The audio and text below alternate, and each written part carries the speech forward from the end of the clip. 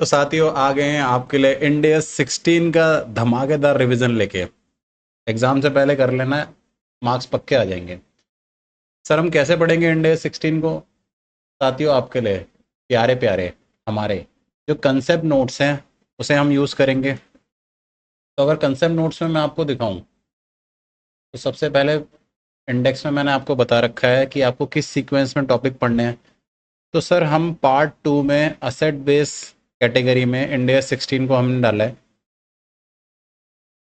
यहाँ हम cover up करेंगे। तो चलते हैं, पेज नंबर 138 ये वन है।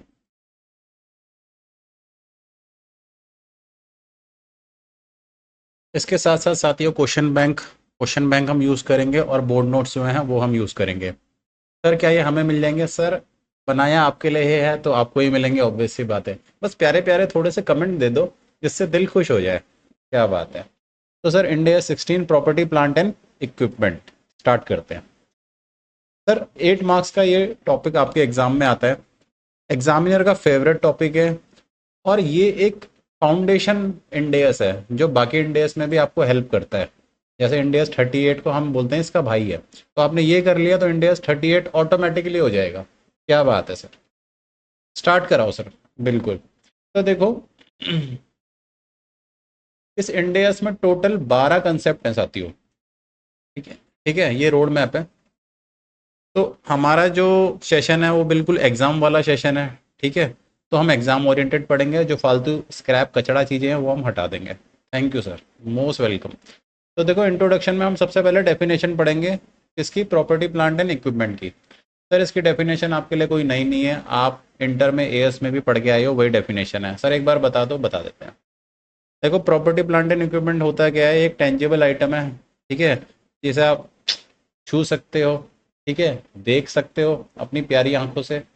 फिर ये जो है बिजनेस में हेल्ड फॉर यूज़ होना चाहिए। देखो इंडिया से बोलता है कि आपके पास जो असेट है वो इस्तेमाल में होना चाहिए, वो कोई स्क्रैप कचड़ा नहीं होना चाहिए। ठीक है सर, हेल्ड फॉर यूज़ का मतलब, सर आप उसे प्रोडक्शन में यूज़ कर रहे हो आपका जो असेट है, या फिर आप उससे कोई supply of goods and service कर रहे हो उस असेट के हेल्प से। ठीक है, तभी हम मानेंगे वो हेल्प फॉर यूज़ है। फॉर एग्जांपल कोई मशीन या ट्रक आपके पास है, वो आपके लिए क्या बन जाता है? Property plant and equipment. उसी तरीके से ये भी हो सकता है भाई, आप अपने प्रॉपर्टी प्लांट एंड इक्विपमेंट को रेंट पे दे रहे हो। For example your office building, ये भी आपका क्या है? Property plant and equipment. या फिर आपका पास जो प्रॉपर्टी प्लांट एंड इक्विपमेंट है वो एडमिन यूज़ के लिए है, यानी सर एडमिनिस्ट्रेटिव, यानी जो ऑफिस में यूज़ होता है, जैसे कि कंप्यूटर, प्रिंटर, ये भी आपके लिए क्या बन जाएगा साथियों? Property plant and equipment.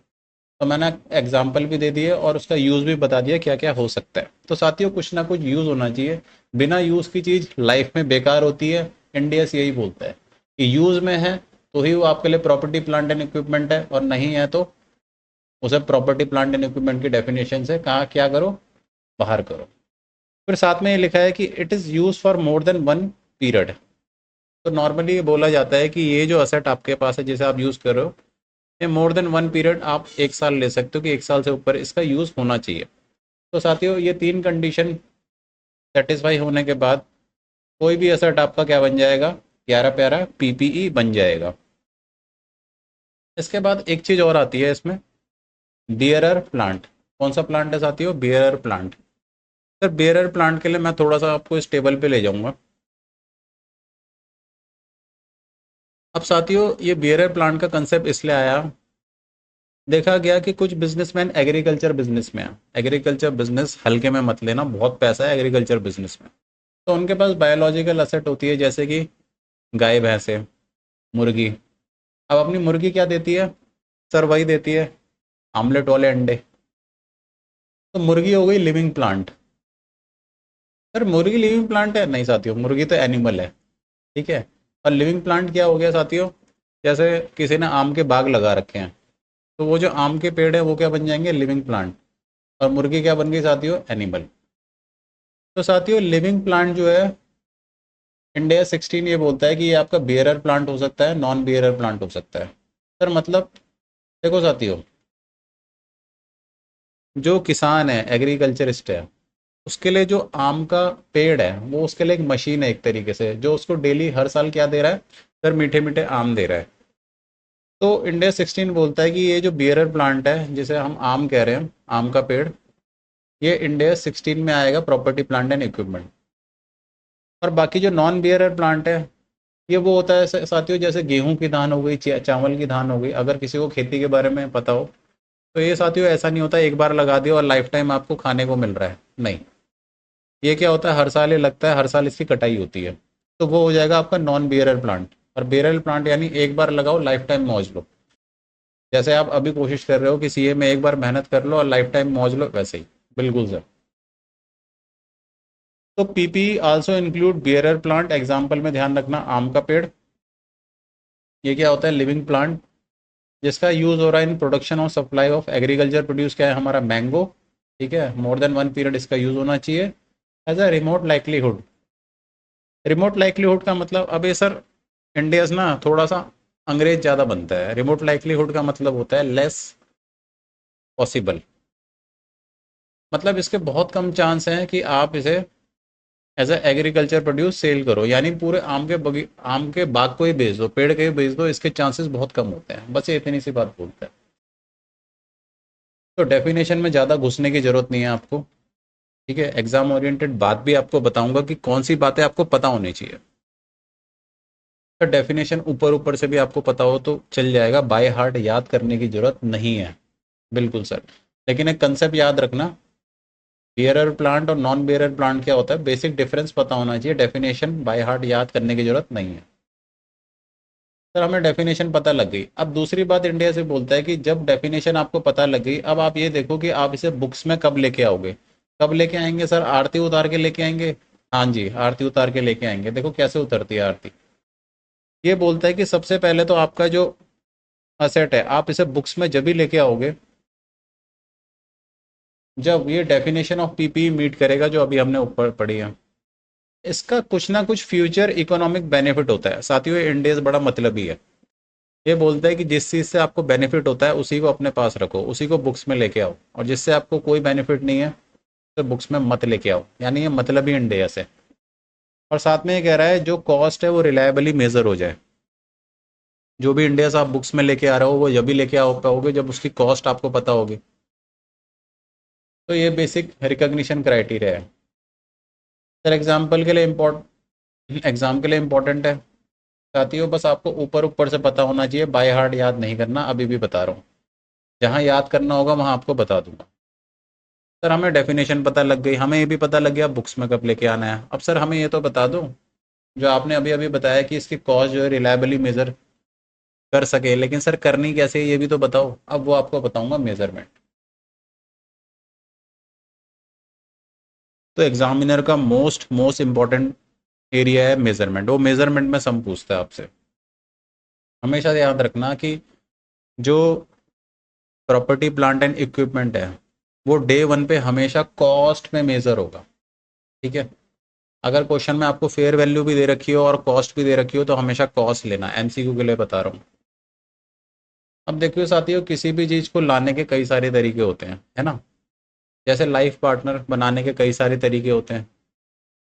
ठीक है, लव मैरिज कर लो, अरेंज मैरिज कर लो, लिव इन में चले जाओ। ठीक है सर, ऐसा भी होता है। हाँ जी, ऐसा भी होता है। तो असेट आप कैसे ला सकते हो सर, परचेज करके। ठीक है, या आप खुद बना लो, या आप एक्सचेंज कर लो, या गवर्नमेंट से बोल दो भैया हमें एसेट दे दे प्लीज़। ठीक है, गवर्नमेंट ग्रांट। तो अगर आप असेट को परचेज कर रहे हो तो नोट 1 2 में देखो। अब आपने इससे पहले अगर मेरा इंडेस 2 का लेक्चर देखा हो तो वहाँ पे जो क्राइटेरिया था वही क्राइटेरिया यहाँ पे भी है। सर क्या क्राइटेरिया है, सर असेट को जब परचेज करोगे तो परचेज प्राइस दोगे। ठीक है, ट्रेड डिस्काउंट माइनस हो जाएगा, कैश डिस्काउंट माइनस नहीं होगा। इंडेस 2 में अभी अभी बताया था आपको, कैश डिस्काउंट क्यों नहीं माइनस होगा। जो पढ़ के आए हैं फटाफट से बता दो, फटाफट से बता दो साथियों, दिल खुश हो जाए। सर हम इसलिए माइनस नहीं करते क्योंकि कैश डिस्काउंट जो है वो एक अर्ली सेटलमेंट डिस्काउंट होता है। ये परचेज की वजह से नहीं दे रहे हम। जो सेलर है वो परचेज की वजह से नहीं दे रहा आपको, वो इसलिए दे रहा है क्योंकि आप उसे टाइम पे पेमेंट कर रहे हो। और हम केवल परचेज रिलेटेड डिस्काउंट ही माइनस करते हैं। इतनी सी बात है, ज़्यादा दिमाग नहीं लगाना। फिर नॉन रिफंडेबल टैक्स याद रखना साथियों, एग्जामिनर का फेवरेट है ये पार्ट, ये वाला पार्ट। अपने बुक में भी मार्क कर लो। ये आपका आएगा, लेकिन रिफंडेबल होगा तो नहीं आएगा। फिर ऑल डायरेक्टली एट्रीब्यूटेबल एक्सपेंस आती हो, परचेज से रिलेटेड जो भी खर्चे हैं वो सारे के सारे आएंगे। सर कौन कौन से खर्चे हैं यहाँ पे इंक्लूड कर रखा है? Sir employ cost. Sir employ cost क्यों आएगा साथियों? आपने क्या करा है कि एक एम्प्लॉय रखा, उससे बोला कि भाई तेरी जिम्मेदारी है, तू सारा देखेगा परचेज रिलेटेड काम। क्योंकि अगर वो एम्प्लॉय नहीं होता तो मुझे एक प्रोफेशनल हायर करता और प्रोफेशनल को फीस देता, तो प्रोफेशनल फीस आता। लेकिन हमने प्रोफेशनल को हायर नहीं करा, हमने एम्प्लॉय से बोल दिया भाई तू ये सारे काम छोड़, इस पे लग, तो एम्प्लॉय कॉस्ट आएगा। ठीक है। फिर कॉस्ट ऑफ साइट, देखो उस पीपीई को आप साइट पे जहाँ रखोगे, उस साइट को आप तैयार करोगे, सजाओगे, संवारोगे, तो वो भी आपका पीपीई का पार्ट बनेगा। क्योंकि असेट रेडी टू यूज होने तक, रेडी टू यूज यानी आप ये कह लो कि इंस्टॉलेशन होने तक आपके जो भी खर्चे हैं ना, वो सारे पीपीई का पार्ट बनेंगे। तो आप देखो, इंस्टॉलेशन से पहले डिलीवरी भी होगी, इंस्टॉलेशन भी होगा, ठीक है, फिर टेस्ट भी होगा उसका, तो कॉस्ट ऑफ टेस्टिंग भी आएगा। ठीक है। Less proceed from sale of product. साथियों आप टेस्टिंग के बाद कुछ ना कुछ तो बनाओगे उसमें, ठीक है। अब जो बनाओगे उसको बेचोगे भी, तो जो आप बेच रहे हो वो आपका माइनस हो जाएगा। फॉर एग्जांपल आपका टेस्टिंग का खर्चा है 10,000 रुपये, और उससे कुछ जो बन के निकला वो 2,000 का निकला, तो 10,000 माइनस 2,000 कर दोगे तो नेट टेस्टिंग एक्सपेंस आ जाएगा आपका 8,000। लेकिन ऐसा भी हो सकता है 10,000 आपका टेस्टिंग एक्सपेंस है, लेकिन जो उससे बन के निकला, ठीक है, आलू डाला निकला सोना, अब सोना जो निकला वो निकल गया 15,000 का, तो जो यहाँ 5,000 एक्सेस है उसे क्या करोगे? उसको आप पीएल में डालोगे, पीपीई की कॉस्ट से एडजस्ट नहीं करोगे। ठीक है, आलू सोना क्लियर है। सर राहुल गांधी हमें बहुत कुछ सिखाएगा इस चैप्टर में। Thank you sir, Rahul Gandhi ji की। ठीक है सर, ठीक है। फिर आपको क्या क्या इंक्लूड नहीं करना ये ध्यान रखना है। इनैगुरेशन एक्सपेंस, साथियों इसका परचेज से क्या लेना देना? आपने राहुल गांधी को बुलाया रिबन काटने के लिए, और उसको जो पैसा दे रहे हो ये नहीं आएगा। उसके बाद आप एडवर्टाइजमेंट प्रमोशनल कॉस्ट कर रहे हो, साथियों क्या लेना देना इसका? अगर ये नहीं भी करोगे तो भी आपकी मशीन तो आ ही रही है, यानी ये इररिलेवेंट एक्सपेंस है। 100 बात की एक बात, ये इररिलेवेंट एक्सपेंस है। उसके बाद आपका ट्रेनिंग कॉस्ट, स्टाफ को ट्रेनिंग दे रहे हो कि मशीन कैसे चलानी है, वो भी नहीं आएगी। फिर administration expenses, operating losses, cost of relocating entity operation. साथियों आपको पता होगा टाटा साहब ने नैनो का जो प्रोजेक्ट लगाया था वो इनिशियली वेस्ट बंगाल में लगाया था। फिर जो ममता दीदी है, ममता दीदी ने कहा यहाँ नहीं चलेगा रे बाबा, इसको आप यहाँ से ले जाओ बाबा। वो अपने साथियों के साथ आ गई गुंडी दीदी। अब ये अनफॉर्चुनेटली टाटा साहब को ले जाना पड़ा गुजरात में। तो ये रिलोकेशन का जो खर्चा है ये कभी भी प्रॉपर्टी प्लांट एंड इक्विपमेंट का पार्ट नहीं बनेगा। फिर कभी कभार ऐसा होता है, स्पेशली जब आप कोई बिल्डिंग कंस्ट्रक्शन करा रहे होते हो तो वहाँ पे खाली जगह होती है, वो आप पार्किंग में दे देते हो। तो उस पार्किंग से जो भी इनकम आ रही है ना साथियों, वो आपकी इनकम में जाएगी, वो आपके पीएल में जाएगा। आप ये नहीं बोल सकते कि आप बिल्डिंग की कॉस्ट को कम कर लो। तो साथियों मैंने आपको सारे पार्ट बता दिए, अब आगे देखते हैं। डी पॉइंट बहुत ही इंपॉर्टेंट है, डिस्कस कर लेते हैं। साथियों आज आपने एक लैंड ली गवर्नमेंट से, बोला 40 साल के लिए हम इस्तेमाल करेंगे और यहाँ पे हम बहुत बढ़िया अपना एक ढांचा बनाएंगे। ठीक है। अब 40 साल बाद गवर्नमेंट ने बोला डे वन पे ही कि 40 साल बाद हमें लैंड बिल्कुल ऐसी चाहिए जैसे हमने आपको दी थी, ये आपने जो भी सेटअप बनाया है इसको तोड़ फोड़ देना सारा। तो तोड़ने फोड़ने की जिम्मेदारी किसकी है? जिसने लैंड ली है। तो साथियों डे वन पे ही वो जो 40 साल बाद खर्चा होना है तोड़ने फोड़ने का, वो डे वन पे इंक्लूड हो जाता है। किस पे? पीवी पे। क्वेश्चन में आपको गिवन होगा कि 40 साल बाद इतना खर्चा होना है रिस्टोरेशन के लिए, तो वो डे वन पे इंक्लूड हो जाता है। इसे टेक्निकली क्या बोलते हैं? डीकमीशनिंग एक्सपेंस या डिसमेंटलिंग या फिर साइट रिस्टोरेशन। इन इन कई कई नामों से इनका नामकरण हो रखा है, और इस नाम से ही आपको दिया जाएगा। आपको समझ जाना है कि करना क्या है। ट्रीटमेंट पता होना चाहिए साथियों, वो बहुत ज़्यादा जरूरी है। नाम भी पता होना चाहिए और ट्रीटमेंट भी पता होना चाहिए। ठीक है। फिर इसका अनवाइंडिंग होगा, ये हम क्वेश्चन में सीखेंगे। उसके बाद आता है साथियों डेफर्ड कंसिडरेशन। भैया आपने देखा है कई दुकानों में लिखा रहता है उधार बंद, लेकिन साथियों यहाँ पे इंडिया से अज्यूम करता है भाई इंडिया में तो ये इम्पॉसिबल है, उधार के बिना तो चलना मुश्किल है। फिर इसने कहा कि अगर मान लो आज कोई असेट आप 1 लाख में खरीदते हो, लेकिन उधार में वही चीज़ आप 1.5 लाख में खरीद रहे हो, तो कह रहा है 1.5 लाख पे आप कैपिटलाइज नहीं करोगे, करोगे आप 1 लाख पे ही, और 50,000 कहाँ जाएगा आपका इंटरेस्ट एक्सपेंस पीएल में। ठीक है सर, ये भी क्लियर है। यही बात यहाँ लिखी हुई है कि जो कॉस्ट ऑफ पीपी है वो कैश प्राइस होगा। कैश प्राइस मतलब आज की डेट का प्राइस, ये नहीं 1 साल बाद जो दे रहे हो उसका प्राइस आप कैपिटलाइज कर लोगे। तो साथियों यहाँ तक जो हमने पढ़ लिया है, ठीक है, अब हम क्विकली क्या करेंगे, जैसे हमने कंसेप्ट कर लिया तुरंत हम उसके क्यूए कर लेंगे, क्योंकि ताज़ा ताज़ा काम करने का मज़ा ही कुछ और है। तो हम अपने प्यारे प्यारे क्वेश्चन बैंक में आ जाते हैं। साथियों बहुत प्यार, बड़ी शिद्दत, बड़ी मेहनत से ये क्वेश्चन बैंक बनाया है। मैं चाहता हूँ सारे स्टूडेंट इसका एडवांटेज लें। इसमें मैंने क्या करा है कि मेजरमेंट ऑफ पीपी से रिलेटेड जितने क्वेश्चन हैं वो एक जगह डाल दिए, ठीक है, कैटेगरी 1 में। तो टोटल 11 क्वेश्चन है, ये आप कर लो लाइव झिंगा लाला। उसके साथ साथ मैंने ये भी लिखा है कि इसमें टोटल 11 क्वेश्चन है, एग्जाम से पहले आप ये कर लो 1.5, 1.6, 1.11, तो आपका काम बन जाएगा। तो इसी तरीके से हर कंसेप्ट से रिलेटेड जितने क्वेश्चन है मैंने एक जगह डाल दिए, ठीक है, ताकि आपको इधर उधर शफल ना करना पड़े। Thank you sir, thank you so much. तो देखिए साथियों 1.1 में आपको क्या दे रखा है, आपको कुछ खर्चे दे रखे हैं, आपको ये बताना है कि ये पीपीई की कॉस्ट में आएगा या नहीं आएगा। तो जो मैंने हाईलाइट कर रखा है ना, वो मैंने रेगुलर क्लास में बता रखा है, भाई एग्जाम से पहले ये देख लेना, तो वही आपको बता रहा हूँ मैं। देखो लेबर कॉस्ट तो पीपीई का कॉस्ट का पार्ट बनेगा ही बनेगा, लेकिन इसमें लिखा है 10,000 इनकर ड्यूरिंग ए इंडस्ट्रियल स्ट्राइक। हमारी मांगे पूरी करो। उस टाइम पे आपने 10,000 रुपये का कोई खर्चा करा है, और उस टाइम पे ऑब्वियसली बात है लेबर कोई काम भी नहीं करते, तो ये खर्चा कॉस्ट में नहीं आएगा। फिर relocation of staff to new factory, अभी अभी बताया ममता दीदी वाला एग्जाम्पल। जनरल ओवरहेड कभी नहीं आता साथियों। उसके बाद क्वेश्चन 1.2 में ये वाला पॉइंट अच्छा है, आपने एक असेट परचेज करी है, उसके साथ साथ ना आपने देखा होगा जब आप लैपटॉप लेते हो, ठीक है, तो आप एक मेंटेनेंस कॉन्ट्रैक्ट भी ले लेते हो कि भाई आप इस लैपटॉप को मेंटेन भी करोगे, या एसी लिया का मेंटेनेंस कॉन्ट्रैक्ट ले लिया। साथियों मेंटेनेंस कॉन्ट्रैक्ट कैपिटलाइज नहीं होगा, वो हमेशा अलग से दिखाया जाएगा। ये अलग से आपका एक कॉन्ट्रैक्ट है, ये कभी भी पीपी की कॉस्ट का पार्ट नहीं बनेगा। उसके बाद साथियों आपका जो प्यारा दुलारा सा क्वेश्चन है, यहाँ देख लो 1.4 में operating loss before commercial production. Production start होने से पहले आपका ऑपरेशनल लॉस हो गया, यानी बिजनेस आप रन कर रहे थे, कुछ लॉस हो गया। अब आपको ये बताना है कि क्या ये कैपिटलाइज होगा। ऑब्वियसली नहीं होगा साथियों, क्योंकि जब मैं आपको पीपी के कॉस्ट के पार्ट पढ़ा रहा था, मैंने आपसे क्या कहा था, आप शपथ खाओ, शपथ लो कि ऑपरेटिंग लॉस को कभी भी कैपिटलाइज नहीं करोगे, ठीक है। उसके बाद आ जाओ साथियों 1.5 में बहुत ही बेहतरीन प्यारा दुलारा, मैं तो बोल रहा हूँ पप्पी वाला क्वेश्चन है। पप्पी वाला, हाँ सर पप्पी ले लो उसकी। ऐसे प्यारे क्वेश्चन जो है आपके कंसेप्ट को स्ट्रांग बनाते हैं। क्या बात है सर। तो 1.5 को देखते हैं। बोर्ड नोट आपके सामने है, ठीक है, स्क्रीन आपके सामने है साथियों।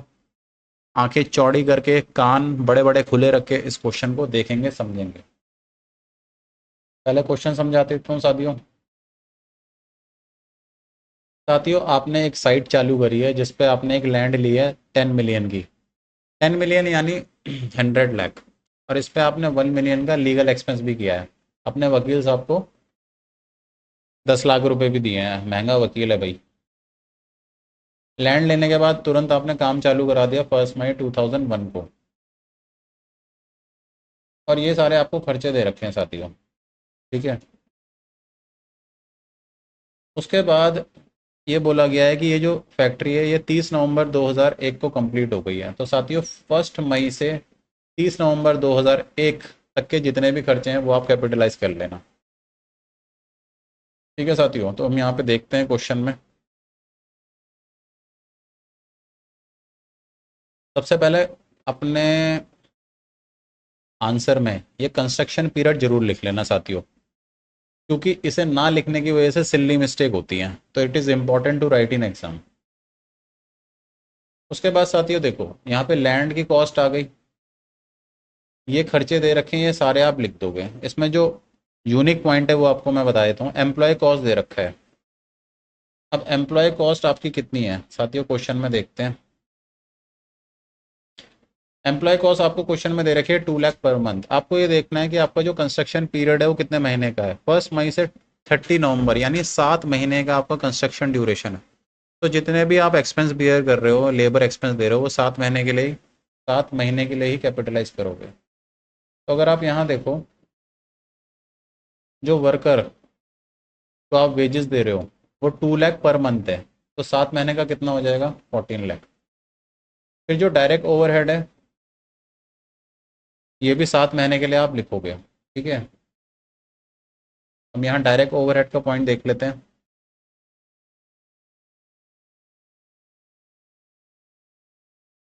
यहाँ पे ओवरहेड कॉस्ट जो है आपकी, ये डायरेक्ट ओवरहेड है क्योंकि ये डायरेक्टली प्रोडक्शन से रिलेटेड है, इसलिए यहाँ डायरेक्ट ओवरहेड लिखा गया है। तो ये 1 लाख पर मंथ है, 7 महीने का 7 लाख हो जाएगा। लेकिन हमेशा ध्यान रखना, जनरल ओवरहेड कभी नहीं आएगा, डायरेक्ट ओवरहेड आएगा।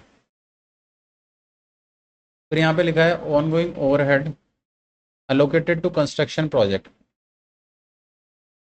using the company normal overhead allocation model। ये है 50,000 पर मंथ। आपको अपना दिमाग लगा के बताना है क्या ये आएगा, क्या ये पार्ट आएगा। ऑब्वियस सी बात है साथियों, नहीं आएगा, क्योंकि मैंने आपको अभी बताया केवल डायरेक्ट ओवरहेड आता है, उसके अलावा कोई भी ओवरहेड नहीं आएगा।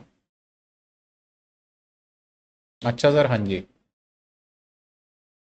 फिर यहाँ पे देखो ये अच्छा पॉइंट आ गया है कि आपको कोई इनकम रिसीव हुई है during temporary use of factory premises as car parking. तो अभी अभी हमने डिस्कस किया था कि आप टेम्परेरी बेसिस पे कार पार्किंग के लिए आप स्पेस दे रहे हो और जो भी अर्न कर रहे हो वो आपकी इनकम बनेगी, कॉस्ट ऑफ पीपी से एडजस्ट नहीं होगा। उसके बाद ओपनिंग सेरेमनी में आपने किसको बनाया बुलाया, आपने बुलाया राहुल गांधी जी को, 1.5 लाख दिए हैं, ये कैपिटलाइज नहीं होगा।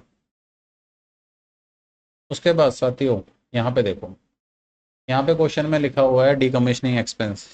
40 साल बाद आपको जो है फैक्ट्री डेमोलिश करनी है और ओरिजिनल कंडीशन में लैंड देनी है। तो 40 साल बाद इसका खर्चा है 20 मिलियन। आपको इसे आज पीवी में उठा के लाना है और पीवी फैक्टर 0.04 से दे रखा है। तो 20 मिलियन इंटू 0.046 करोगे, आज के डेट में पीवी आ जाएगी। ये आपका क्या होगा, डीकमीशनिंग एक्सपेंस होगा। ये ज़रूर दिखा देना, ये वाला पार्ट, ठीक है। उसके बाद बोरोइंग कॉस्ट को रिलेट लेके भी इसमें एक पॉइंट है।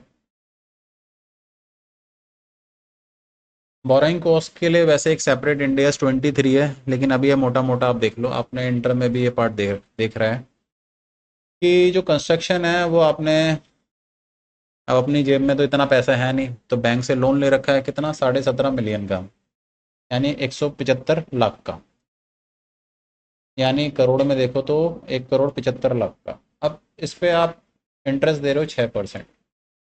लेकिन साथियों 1,75 लाख आप एकदम से डे वन पे तो यूज़ नहीं कर सकते, तो जो टेम्प्रेरी फंड था वो आपने इन्वेस्ट कर दिया और उससे 1 लाख की इनकम भी कमा ली। तो साथियों ये जो आपने इंटरेस्ट पे करा है ये कैपिटलाइज हो जाएगा। हमेशा ध्यान रखना 6%, लेकिन 7 महीने के लिए करना, क्योंकि आपका कंस्ट्रक्शन पीरियड 7 महीने का है। और 1 लाख जो टेम्प्रेरी इनकम हुई है आपकी फंड को इन्वेस्ट करके, वो माइनस कर लेना। तो ये वाला जो पार्ट है साथियों आपने कैपिटलाइज कर लिया 7 महीने के लिए, और ये आपने 12 लाख माइनस कर लिया, ये आपका यहाँ पे फिगर आ गया। अब साथियों 30 नवंबर आपका कंस्ट्रक्शन पूरा हो गया है, यहाँ तक आप जो भी खर्चे हैं कैपिटलाइज कर सकते हो। इसके बाद जो भी खर्चे हैं वो कहाँ जाते हैं, पीएल में। तो 199.125 आपका टोटल कॉस्ट आ गया आपकी बिल्डिंग का। तो यहाँ तक का काम आपका खत्म हो गया।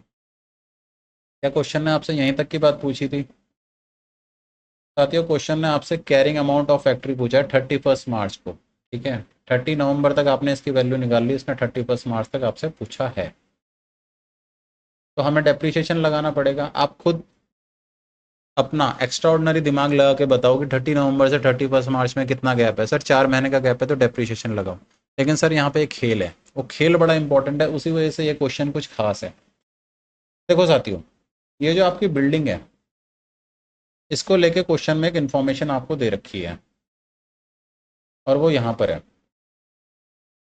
देखो जो आपकी बिल्डिंग है उसकी लाइफ जो है वो 40 ईयर है, क्योंकि 40 ईयर बाद तो क्वेश्चन में खुद ही लिखा है कि आपको डेमोलिश तोड़ फोड़ करके देनी है गवर्नमेंट को।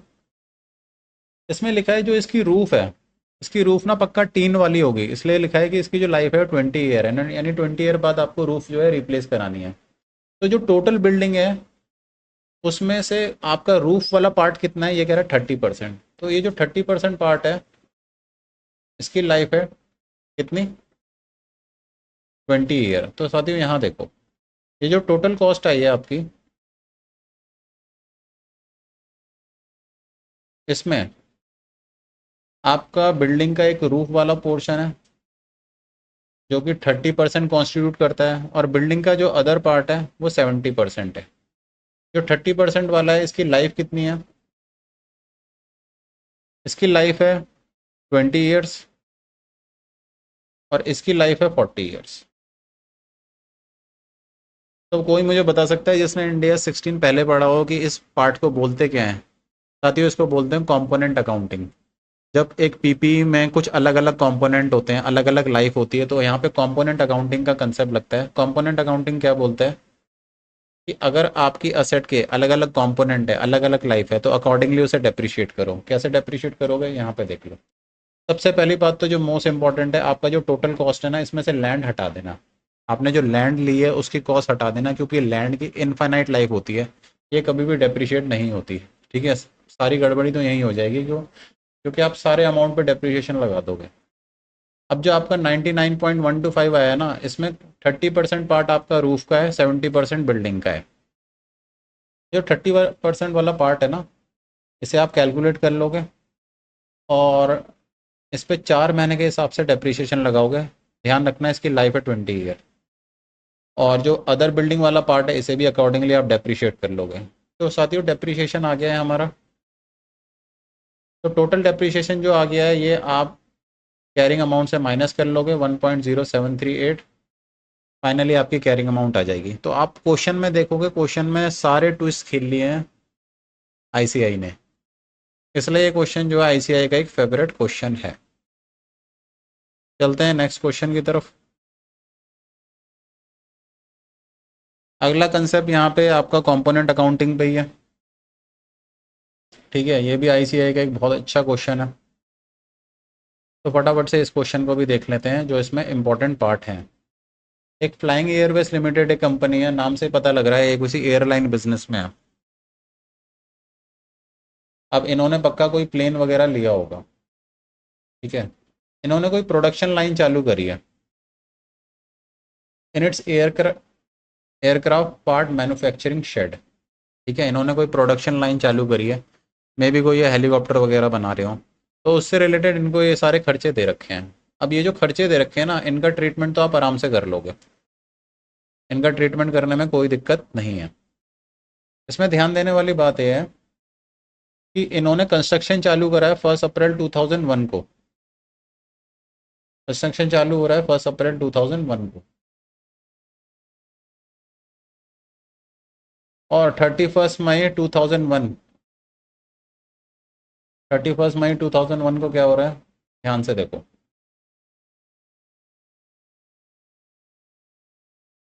2 महीने में जो आपका प्रोडक्शन का काम था वो खत्म हो गया। यहाँ लिखा हुआ है took 2 months to make ready for use and was brought into use on 31 May 2001। ठीक है, हमारा कंस्ट्रक्शन जो का स्टाफ जो है ये बहुत ही तेज है। ठीक है, सुपर फास्ट है। ये पक्का छोटा भीम के सारे दोस्त होंगे जिन्होंने कंस्ट्रक्शन बहुत तेज कर दिया है। तो साथियों ट्रक से ये निकल के आ रहा है कि 2 महीने के खर्चे ही आप कैपिटलाइज करोगे। अब पक्का यहाँ ऊपर क्या दिया होगा, वही अपने टुच्चे से सवाल पूछेंगे कि हमने जो खर्चे करे हैं वो 2 महीने से ज़्यादा कर दिए हैं। तो 2 महीने से ज़्यादा वाले खर्चे पीएल में जाएंगे और 2 महीने वाले खर्चे कैपिटलाइज हो जाएंगे। जैसे कि थर्ड वाले में आप आओगे, यहाँ लिखा हुआ है जो एम्प्लॉयमेंट कॉस्ट है वो 3 महीने की है, 30 जून तक। मैंने आपसे ये बोला था केवल आपको 2 महीने का खर्चा कैपिटलाइज करना है। 1200 3 महीने का है, तो 2 महीने का कितना हो जाएगा, 800। साथियों सॉल्यूशन में आप देखोगे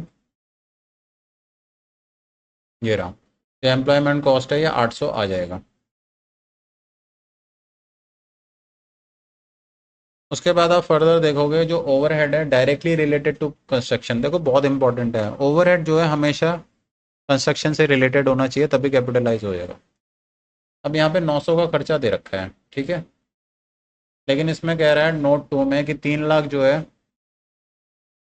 कोई मेजर इलेक्ट्रिक फॉल्ट आ गया है, उसकी वजह से ये खर्चा हो गया है, जो इस 900 में इंक्लूड है। 900 यानी इसमें 1000 कंसिडर करके चलना, तो ये 9 लाख हो गया। 9 लाख में 3 लाख एबनॉर्मल एक्सपेंस है। साथियों, एबनॉर्मल एक्सपेंस कैपिटलाइज आप कैसे कर सकते हो? ये तो पीएल में जाएगा ना,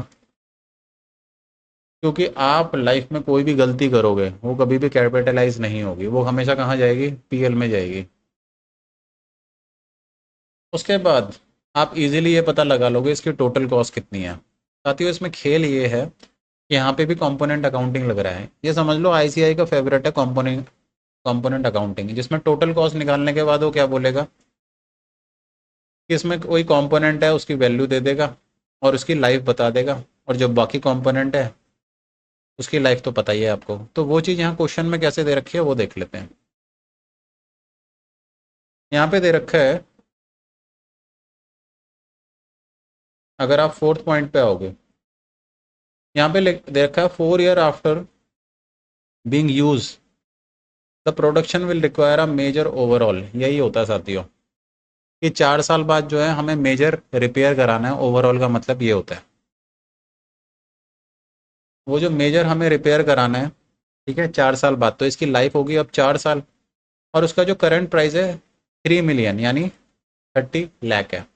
अब अब साथियों आप आ जाएंगे नोट नंबर 4 पे। यहाँ पे लिखा है 4 year after being bought into use, यानी 4 साल बाद estimate cost of overall at current price. Current price यानी पीवी है, इज रुपीज 3 मिलियन यानी 30 लाख।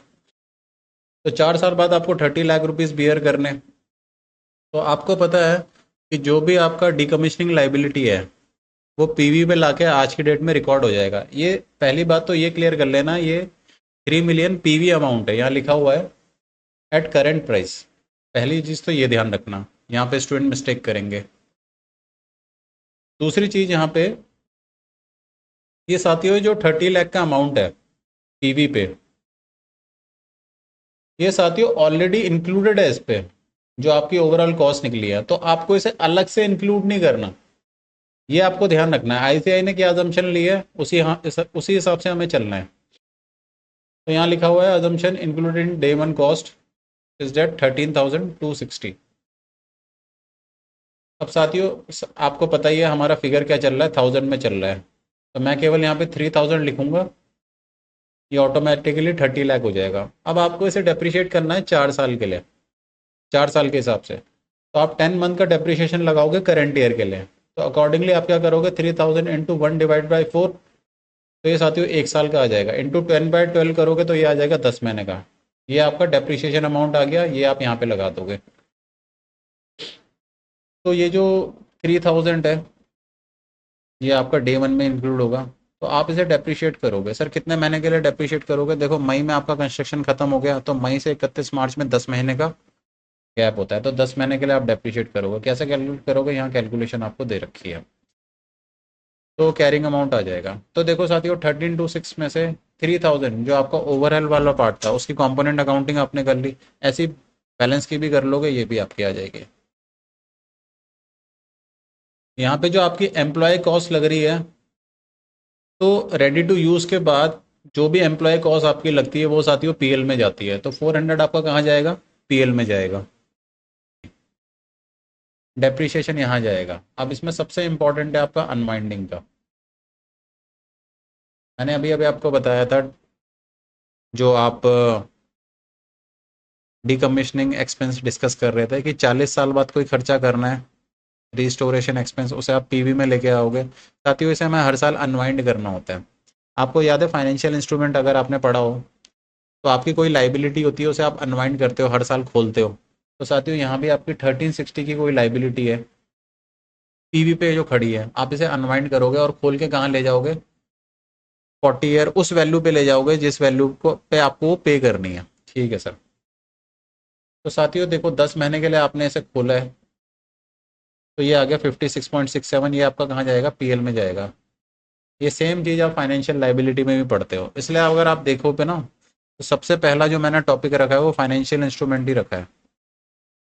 अगर मैं आपको कंसेप्ट नोट्स में दिखाऊं अपने साथियों, सबसे पहले मैं फाइनेंशियल इंस्ट्रूमेंट ही पढ़ाता हूँ सबको, क्योंकि ये टॉपिक ऐसा है जिसके कंसेप्ट हर चैप्टर पे लगते हैं, हर चैप्टर पे। काम ऐसा करो, तीर एक चलाओ शिकार 10 हो, कंसेप्ट एक पढ़ो लगे 10 जगह। साथियों इसी अप्रोच के साथ हम स्टडी करते हैं ताकि मेहनत कम और आउटपुट ज़्यादा। ठीक है सर, ये क्वेश्चन हमें क्लियर है, बहुत अच्छे। इसके बाद हम आते हैं साथियों क्वेश्चन नंबर, ये भी आप आराम से कर लोगे। इसके बाद साथियों एक्सचेंज ऑफ और नॉन मॉनेटरी एसेट आता है। मैंने आपसे क्या कहा था साथियों, जैसे किसी को लाइफ पार्टनर बनाने के कई सारे तरीके होते हैं, वैसे ही असेट को भी बिजनेस में लाने के कई सारे तरीके होते हैं। पहला तरीका हमने क्या देखा कि सर बिजनेस को परचेज कर लो। दूसरा हमने ये भी देखा कि बिजनेस असेट को कंस्ट्रक्ट कर लो। अब हम जो तरीका देख रहे हैं साथियों वो है एक्सचेंज। ठीक है सर, एक्सचेंज भी होता है, क्या बात है सर, लाइफ पार्टनर के केस में भी होता है। ये तो साथियों अब आप ही देखो क्या होता है इसका नतीजा। ठीक है साथियों, आते हैं अपने कंसेप्ट नोट्स पे।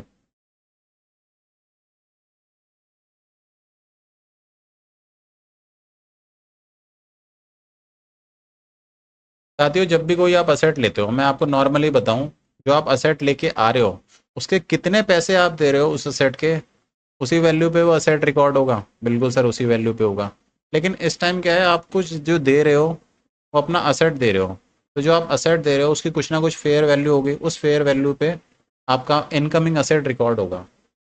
तो यहाँ पे देखो, जो आप असेट गिव अप कर रहे हो उसकी फेयर वैल्यू प्लस अगर आपने कोई कैश दिया है, तो जो आप ये दे रहे हो इस वैल्यू पे आपका इनकमिंग असेट रिकॉर्ड होगा। लेकिन मान लो ये ऑप्शन आपके पास अवेलेबल नहीं है, fair value of asset given up नहीं है, तो सेकंड प्रेफरेंस है जो आप असेट ले रहे हो उसकी तो कोई ना कोई फेयर वैल्यू होगी, उस पर रिकॉर्ड कर लो।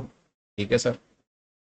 तीसरा ऑप्शन आपके पास है कि फेयर वैल्यू है ही नहीं, जो आउटगोइंग असेट है इनकमिंग असेट है दोनों में से किसी की फेयर वैल्यू नहीं है। फिर तो सर लास्ट ऑप्शन बचता है, जो असेट हम दे रहे हैं उसकी कैरिंग अमाउंट। अब ये मत बोलना ये भी अवेलेबल नहीं है सर, हमेशा जो असेट आप दे रहे हो उसकी कैरिंग अमाउंट तो हमेशा गिवन ही होगी, क्योंकि वो आपके बैलेंस शीट में लिखी होगी,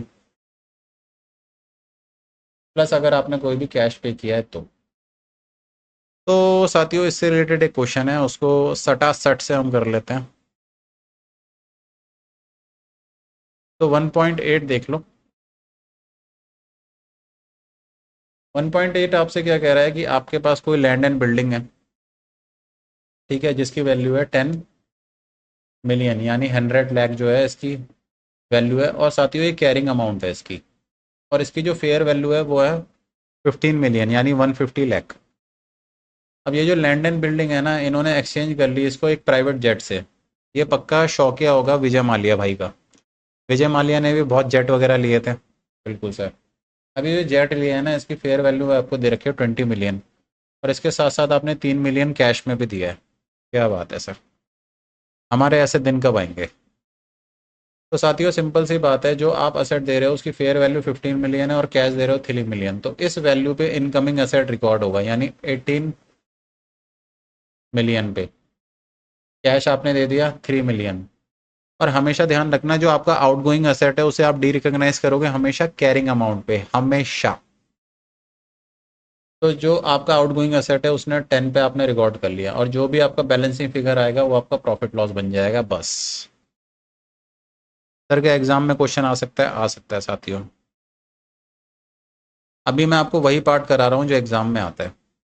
अब साथियों कभी कभार क्या होता है, एक्सचेंज में कॉमर्शियल ट्रांजेक्शन लैक होता है। सर कॉमर्शियल ट्रांजेक्शन मतलब, देखिए साथियों, जो सेलर है यहाँ पे वो असेट इसलिए बेच रहा है क्योंकि उसे बेनिफिट कमाना है, और बायर असेट इसलिए ले रहा है क्योंकि उसे उसे यूज़ करना है। लेकिन कभी कभार ये दोनों इंटेंशन ना होते ही नहीं है। इनका इंटेंशन क्या होता है, इनका इंटेंशन ये होता है कि हम इसे बस क्या कर लें, क्या कर लें साथियों, इससे प्रॉफिट कमा लें। एक्चुअली ये जो इंडियस ने आपको फेयर वैल्यू ऑप्शन, ये जो 3 मेथड दे रखे हैं ना, इसका एक लूप होल है। लूप होल क्या है, इसकी वजह से ना बेवजह प्रॉफिट आ जाता है, बेवजह प्रॉफिट आ जाता है। तो इंडेक्स स्पेसिफिकली आपसे ये बोलता है कि अगर ट्रांजैक्शन में कॉमर्शियल सब्सटेंस है, यानी बायर को कुछ बेनिफिट हो रहा है सेलर को कुछ बेनिफिट हो रहा है, कॉमर्शियल सब्सटेंस है, तो ये जो प्रेफरेंस आपको दे रखे हैं ये फॉलो करो। लेकिन ट्रांजैक्शन में अगर कॉमर्शियल सब्सटेंस नहीं है फॉर एग्जांपल मैंने यहाँ एग्जांपल लिया है, मैंने यहाँ पे एक एग्जांपल लिया है साथियों। कहाँ गया वो एग्जांपल? तो साथियों में एग्जांपल देखते हैं जहाँ पे ट्रांजैक्शन जो है लैक कर रहा है commercial substance.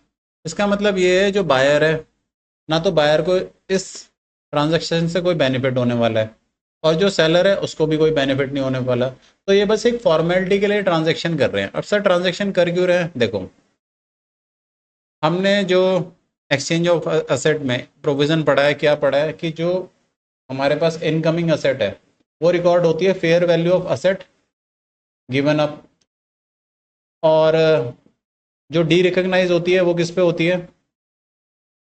Sir carrying amount of asset given up. तो साथियों ध्यान से देखो, 8 लाख पे आप रिकॉग्नाइज कर रहे हो, 7 लाख पे आप डी रिकॉग्नाइज कर रहे हो, तो 1 लाख रुपए का बेवजह गेन आ रहा है।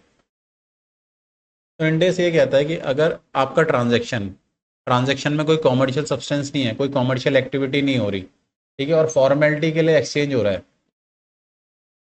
तो इंडेस ये कहता है कि जो इनकमिंग असेट है से आप carrying amount of asset given up पे दिखाओगे, यानी 7 लाख पे, और जो आउटगोइंग असेट है वो भी आप दिखाओगे carrying amount of asset given up.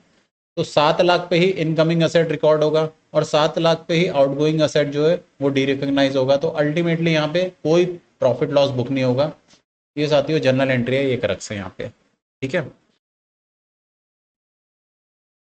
इससे रिलेटेड क्वेश्चन नंबर 1.19 है, 1.9 है, तो जो करना चाहें कर ले, एग्जाम के लिए इतना इंपॉर्टेंट नहीं है।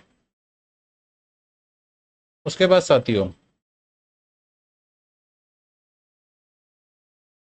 अगला क्वेश्चन नंबर 1.11 भी एक अच्छा क्वेश्चन है। साथियों मैंने आपसे क्या बोला कि इंडिया में किसी के पास हैसियत हो या ना हो, ठीक है, होती स्विफ्ट की हैसियत है, लेके आ जाएंगे कौन सी? ब्रेजा।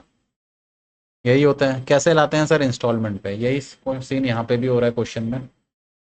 एक बंदे ने 100 लाख की एक गाड़ी ले ली, तो गाड़ी नहीं या प्रॉपर्टी ली है। अब उसने क्या करा है, एक इंस्टॉलमेंट तो उसने आज तुरंत दे दी और 2 इंस्टॉलमेंट की उसने किस्त बांधी 2 साल की। अब सवाल ये है कैसे ये रिकॉर्ड होगा? साथियों जब कंसेप्ट हम डिस्कस कर रहे थे हमने कहा था आज की डेट का जो कैश प्राइस है उस पर रिकॉर्ड होगा।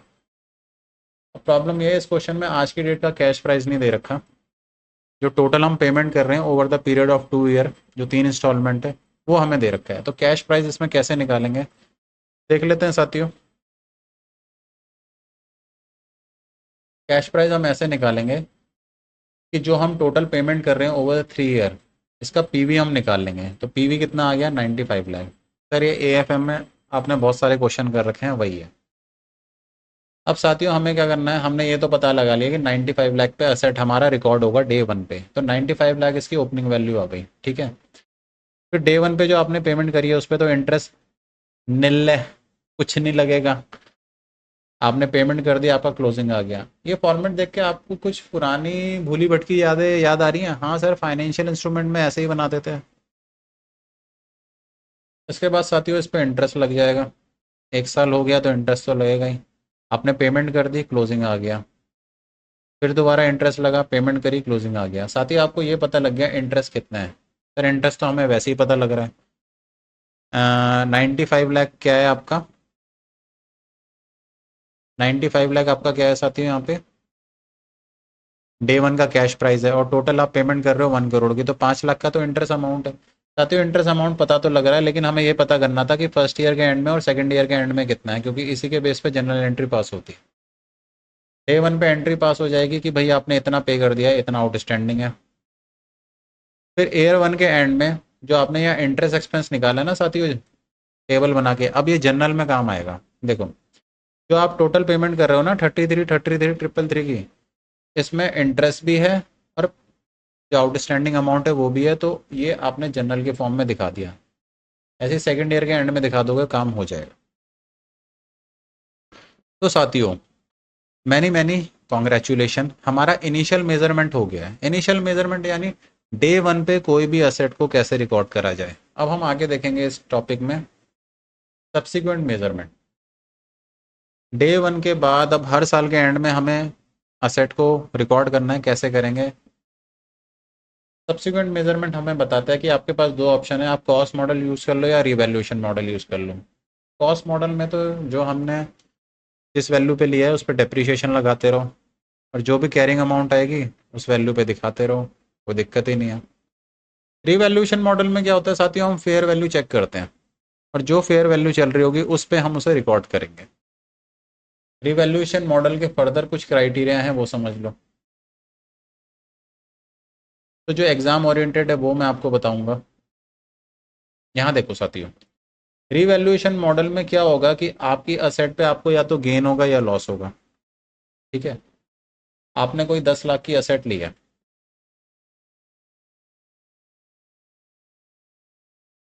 तो साथियों आपने जो 10 लाख रुपए की असेट ली है, अगर उसकी फेयर वैल्यू 11 लाख हो गई तो 1 लाख का रिवैल्यूएशन गेन हो गया, और 10 लाख की असेट अगर 8 लाख की हो गई तो 2 लाख का लॉस हो गया।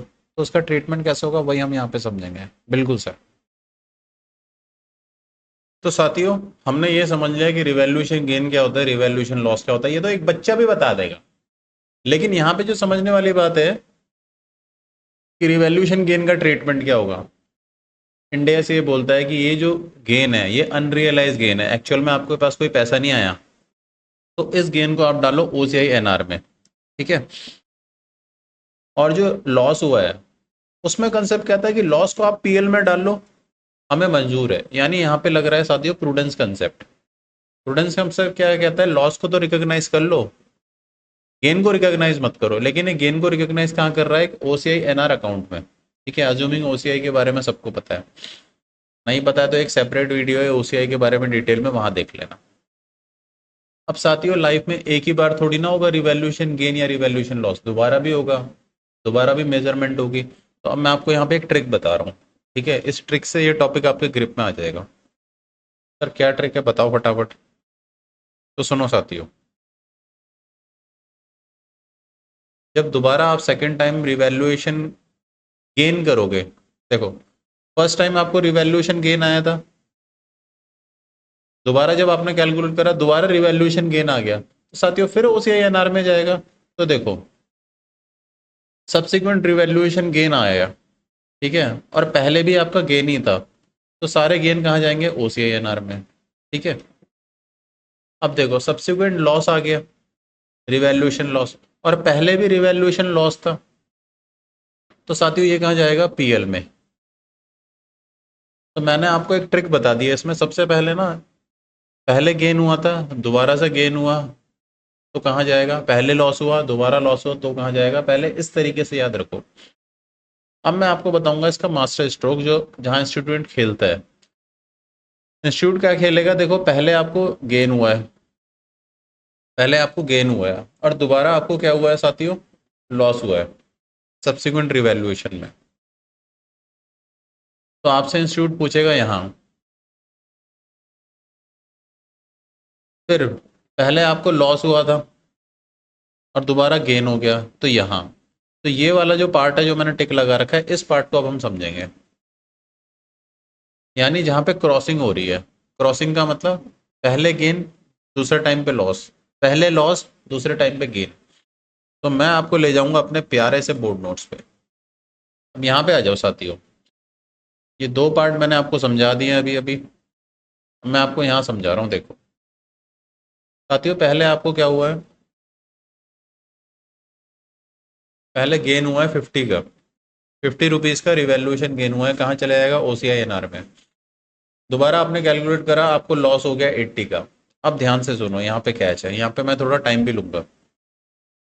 जो 80 का आपको लॉस हुआ है, तो आप ये बोलोगे कि इस 80 के लॉस को हम क्या करेंगे, इसमें से 50 तो आपका चले जाएगा कहाँ, ओसीआई में। सर ओसीआई में क्यों जाएगा, क्योंकि पहले से हमारे ओसीआई में कुछ बैलेंस पड़ा हुआ है। तो जब आपका लॉस होगा ना, पहले 80 में से इस लॉस को 50 का जो लॉस होगा उसको ओसीआई एनआर से एडजस्ट करोगे। अब बचे कितने, 30, इस 30 को कहाँ डाल दोगे, पीएल में डाल दोगे। ठीक है साथियों, अब आ जाओ फोर्थ पॉइंट पे। फोर्थ पॉइंट क्या कह रहा है, आपको लॉस हुआ है 80 का फर्स्ट टाइम रिवैल्यूएशन पे, और सेकंड टाइम रिवैल्यूएशन में क्या हो रहा है, आपको 100 का गेन हुआ है। अब गेन के केस में आपको क्या देखना है, क्या पहले जब आपका रिवैल्यूएशन लॉस हुआ था उसमें कोई बैलेंस पड़ा हुआ है, हाँ, टीएल में 80 का बैलेंस पड़ा हुआ है, तो 100 का जो गेन हुआ है इसमें 80 डालोगे आप टीएल में और 20 डालोगे आप ओसीआईएनआर में। यानी सब्सिक्वेंट रिवैल्यूएशन आप जब भी करोगे, सब्सिक्वेंट रिवैल्यूएशन, तो आप पहले वाले का बैलेंस चेक करोगे और जितना पहले बैलेंस पड़ा हुआ है उससे सेट ऑफ करोगे और बैलेंस कहाँ डालोगे, अकॉर्डिंगली डालोगे। तो ये पार्ट आपका मोस्ट इंपॉर्टेंट है, एक बार रिवाइज कर लेना, क्लियर हो जाएगा। उसके बाद साथियों यहाँ पे मैंने एक अप्रोच आपको बताई है, देख लेते हैं फटाफट से। देखो ईयर 1 एंड में आपका रिवैल्यूएशन गेन पड़ा हुआ है 50 का, कहाँ जाएगा, ओसीआई में बैलेंस पड़ा हुआ है। ईयर सेकंड में फिर आपका रिवैल्यूएशन गेन हुआ 80 का, तो अब ओसीआई में टोटल बैलेंस कितना हुआ है, 80 प्लस 50 130। और थर्ड ईयर के एंड में आपने पीपीई सोल्ड कर दी है। साथियों जब आप पीपीई सेल कर देते हो ना, तो ये जो ओसीआई का बैलेंस है ये आपका कहाँ चले जाता है, रिटेन अर्निंग में। तो देखो रिवैल्यूएशन सरप्लस जो आपका बैलेंस 130 पड़ा हुआ है ये कहाँ चले जाएगा, रिटेन अर्निंग में। जर्नल एंट्री के थ्रू हमने समझ लिया है। सर नहीं हम क्यों समझ रहे हैं, क्योंकि साथियों इस पर एक सुपर डुपर क्वेश्चन है, ठीक है, जो इसी कंसेप्ट पे बेस है। और ये कंसेप्ट के कमाल की बात यह है कि इंडेक्स 38 में डिट्टो यही कंसेप्ट दोबारा पढ़ना है, तो यहाँ एक बार पढ़ लो, एक तीर से दो निशाने कर लो। इसके बाद एक कंसेप्ट और है इसमें, उस पर भी आ जाओ साथियों, और फिर हम क्वेश्चन करेंगे। देखो साथियों आपके पास एक असेट पड़ा हुआ है 200 का, उस पर 80 का डेप्रिसिएशन लग गया, तो इसकी वैल्यू हो गई 120। अब साथियों जो 80 का डेप्रिसिएशन लगा है ना, ये डेप्रिसिएशन लगा है 4 साल का, ये डेप्रिसिएशन है 4 ईयर का।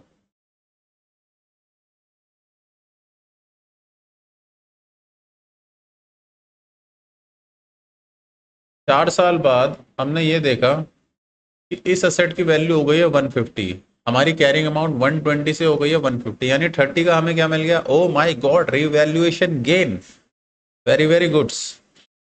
तो साथियों रिवैल्यूएशन गेन कहाँ जाएगा, ओसीआई में जाएगा, तो एंट्री आपने पास कर ली। अब साथियों मैं आपको एक चीज बता रहा हूँ, क्लास 11th में आपने पढ़ी है, पढ़ा एक चैप्टर प्रोविजन ऑफ डेप्रिसिएशन। तो साथियों डेप्रिसिएशन चार्ज करने के दो तरीके होते हैं, एक तो असेट पे चार्ज कर लो, दूसरा प्रोविजन ऑफ डेप्रिसिएशन पे चार्ज कर लो। सर ये क्या बवाल है, इस बवाल को देखो,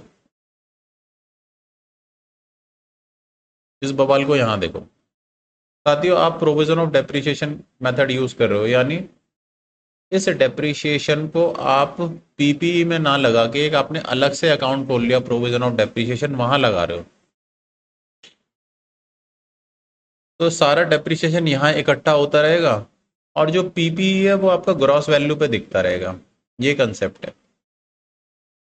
अब ये अप्रोच ना बहुत ही बेटर अप्रोच है, ये दिखाने के लिए कि आपने असेट किस वैल्यू पे खरीदा था और उस पर डेप्रिसिएशन अभी तक कितना लग गया है, ये दोनों सेपरेटली दिखते रहते हैं। अब आपके पास एक क्वेश्चन आएगा, उस क्वेश्चन को हम पहले यहाँ डिस्कस कर लेते हैं और फिर इसका क्वेश्चन देखेंगे। देखो साथियों ये जो दो मेथड है चार्जिंग डेप्रिसिएशन के, एक में तो आपके असेट की वैल्यू कम होते रहेगी, ये नॉर्मली आप करते ही हो, और दूसरा प्रोविजन ऑफ डेप्रिसिएशन अप्रोच में क्या है, आपके असेट की वैल्यू कम नहीं होगी, आपके असेट की वैल्यू वही दिखते रहेगी जो मैंने अभी अभी आपको बैलेंस शीट में दिखाई, लेकिन जो डेप्रिसिएशन है वो आपका यहाँ पे इकट्ठा होता रहेगा। अब इस बेसिस पे यहाँ पे ये जो कंसेप्ट अभी हमने डिस्कस करा है कि 30 रुपीज का गेन हुआ है, ये आप दो तरीके से दिखा सकते हो।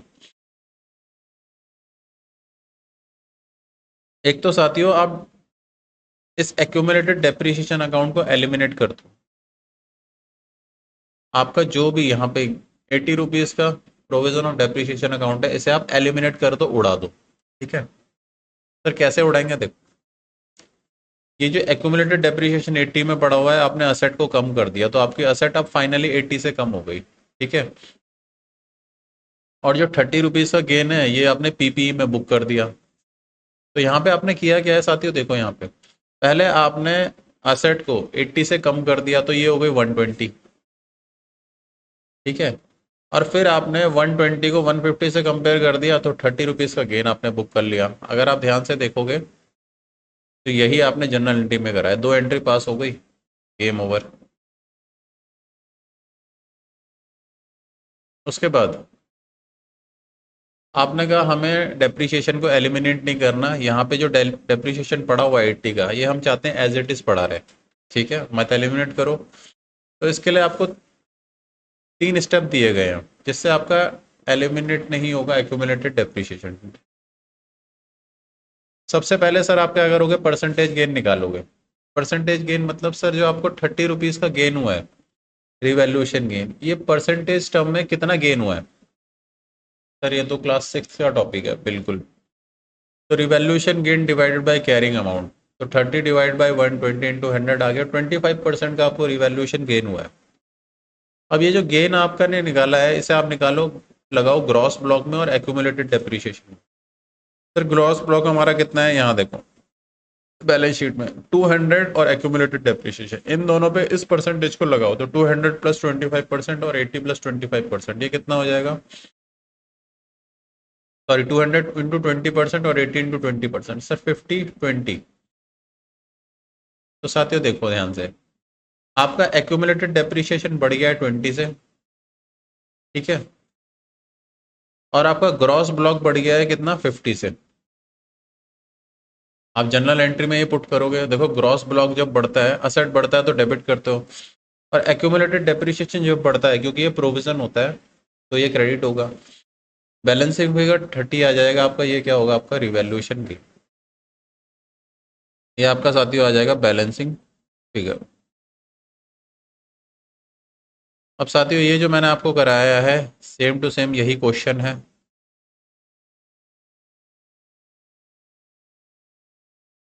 आपको दिखा देता हूँ, क्वेश्चन करके चले जाना, पेपर में आ रहे हैं ऐसे क्वेश्चन। ये मैंने आपको साथियों कराया क्वेश्चन नंबर 2.1, आप करोगे आपको इजीली समझ में आ जाएगा। ये देखो जो अभी हमने एग्जांपल डिस्कस करा था वही है, बिल्कुल सर। इसके बाद साथियों क्वेश्चन नंबर 2.2 है, वो सिमिलर है क्वेश्चन 2.1 के, तो आप इसे ट्राई कर लेना, बोर्ड नोट में सॉल्यूशन दे रखा है, यहाँ से आप रेफर कर सकते हो। क्या बात है सर, आप तो सर रेलवे हो रहे हो बिल्कुल सुपर फास्ट, राजधानी। साथियों रिवीजन है तो राजधानी तो बनना पड़ेगा। अब मैं आपको ले जाता हूँ कंसेप्ट नोट्स में, हमने क्या क्या कवर कर लिया है वो दिखा देता हूँ। साथियों मैंने आपको ये दिखा दिया है कि जो रिवैल्यूएशन सरप्लस होता है, तो जब आपका पीपी डी रिकॉग्नाइज होगा, डिस्पोज होगा, तो आप उसका ट्रीटमेंट कैसे करोगे ये आपको बता दिया है। ये एक्सेस डेप्रिसिएशन वाला पॉइंट हम जब देखेंगे जब क्वेश्चन करेंगे। उसके बाद मैंने आपको बता दिया है treatment of accumulated depreciation on date of revaluation. ये साथियों अभी अभी हमने क्वेश्चन करा है कि एक्यूमुलेटेड डेप्रिसिएशन का ट्रीटमेंट हमें क्या करना है। नवंबर 24 में आया भी है पेपर में, ठीक है। तो साथियों रिवैल्यूएशन मॉडल को लेके हमने क्या क्या चीज़ें समझ ली हैं कि रिवैल्यूएशन गेन लॉस का ट्रीटमेंट क्या होगा, एक्यूमुलेटेड डेप्रिसिएशन का ट्रीटमेंट क्या होगा, और जब हमारा पीपी डिस्पोज ऑफ होगा तो जो रिवैल्यूएशन सरप्लस है उसका ट्रीटमेंट क्या होगा। साथियों रिवैल्यूएशन मॉडल में इतना आप कर लो तो आपका काम बन जाएगा, बाकी सब टोटल बकवास, टोटल बकवास। उसके बाद साथियों एक बहुत इंपॉर्टेंट पार्ट है जो स्टूडेंट आंसर देते हुए मिस कर देता है, हमेशा ध्यान रखना कि डेप्रिसिएशन हमेशा उस पर लगता है जिसकी लाइफ होती है, और जिसकी कोई लाइफ नहीं है मतलब इनफाइनाइट लाइफ है वहाँ पे कोई डेप्रिसिएशन रहेगा। तो लैंड जो है उसकी इनफाइनाइट लाइफ होती है, इस पर डेप्रिसिएशन नहीं लगता। लेकिन सर कभी कभार जो लैंड है, ठीक है, वो हमें फिक्स टाइम पीरियड के लिए मिलती है, तो उस केस में और डेप्रिसिएशन लगेगा, तो केस टू केस से मैटर करता है। तो ये चीज़ें हमेशा याद रखना कि डेप्रिसिएशन किससे लिंक होता है, सर लाइफ से।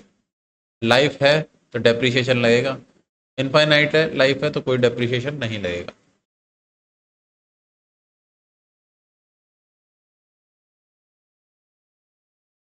फिर ये आपका टॉपिक है, ये भी बहुत सिंपल है।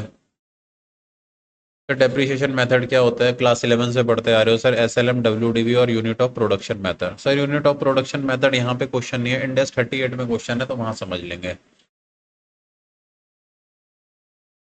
बाकी डेप्रिसिएशन पीरियड क्या होता है सर, डेप्रिसिएशन पीरियड आपका जब चालू होगा, कमेंस होगा, जब आपके पास असेट अवेलेबल फॉर यूज होगा, तो उस दिन से आप इसका डेप्रिसिएशन चालू कर दोगे, यानी डेप्रिसिएशन का डेट ऑफ बर्थ। और डेप्रिसिएशन का डेट ऑफ डेथ क्या होगा सर, जिस दिन आप इसे हेल्ड फॉर सेल का बोर्ड लगा दोगे या आप इसे डी रिकॉग्नाइज कर लोगे।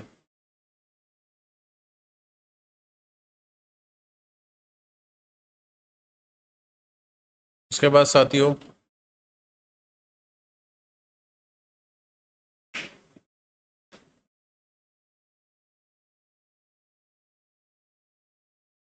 आगे देखते हैं अब हमारे पास कौन से क्वेश्चन है इसमें। तो साथियों ये एक बहुत ही ब्यूटीफुल क्वेश्चन है on treatment of revaluation gain loss. ये एग्जाम मई 25 में आया है, लेकिन आप ये मत सोचना कि ये क्वेश्चन दोबारा नहीं आ सकता, इसके कुछ ना कुछ कंसेप्ट दोबारा आ सकते हैं। तो इस क्वेश्चन की ब्यूटी क्या है, देखो 1 अप्रैल 2001 को एक मशीन खरीदी है 30 लाख की, ठीक है, और ये मशीन 1 अप्रैल 2006 को, यानी 5 साल बाद इसकी वैल्यू दिख रही है 17,50,000।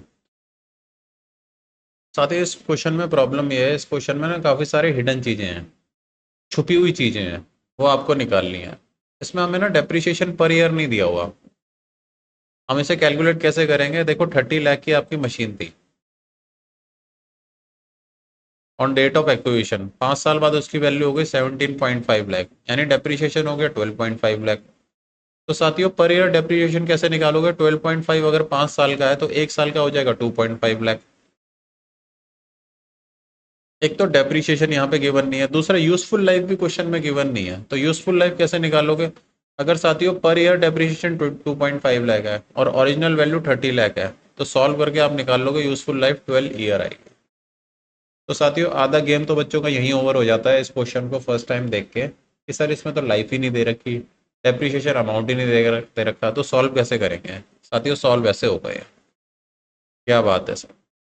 उसके बाद देखो साथियों, साथियों फिर आपको दे रखा है कि कंपनी ने एक अपवर्ड रिवैल्यूएशन यहाँ पे 10% का देखा है 1 अप्रैल 2006 को, ठीक है, तो 10% का रिवैल्यूएशन गेन लगा दो, और ट्रीटमेंट आपको पता ही है सर, क्या बात कर रहे हो, हमें तो सब पता है। तो 17,50,000 देखो यहाँ पे इसकी वैल्यू थी, और इस दिन इस पे 10% का रिवैल्यूएशन गेन दिख गया है, तो 1,75,000 हो जाएगा। साथियों उसकी जनरल एंट्री क्या हो जाएगी, रिवैल्यूएशन गेन ओसीआई में ट्रांसफर हो जाएगा, और पीपी की वैल्यू बढ़ जाएगी। अब इसकी रिवाइज कैरिंग अमाउंट क्या हो जाएगी, 19,25,000।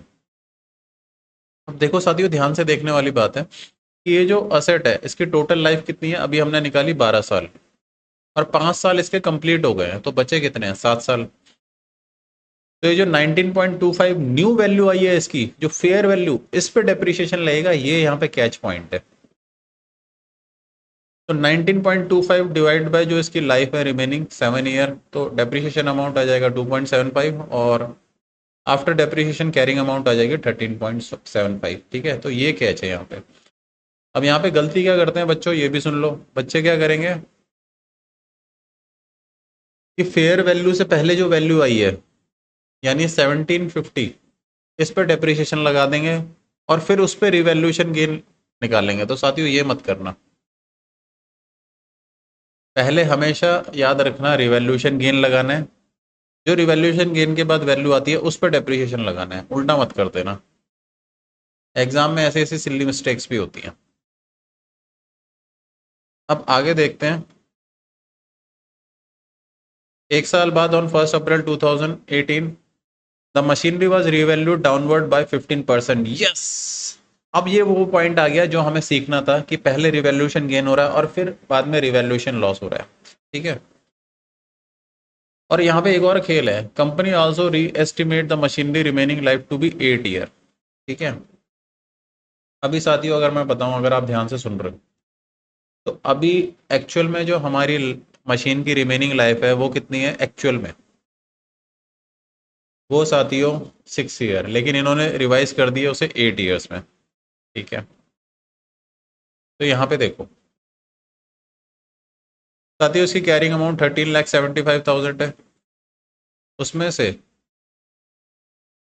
15% आप इसे डाउनफॉल कर लो, यानी रिवैल्यूएशन लॉस हो गया, तो अब इसकी रिवाइज कैरिंग अमाउंट क्या हो जाएगी, डिक्रीज हो जाएगी। अब ये जो डिक्रीज हो गई है, जो रिवाइज कैरिंग अमाउंट है, इस पे आप डेप्रिसिएशन लगाओगे, लेकिन डिवाइड बाय क्या कितना करोगे, 8 ईयर, क्योंकि जो लाइफ है वो रिवाइज कर दी गई है, ये बात यहाँ लिखी गई है।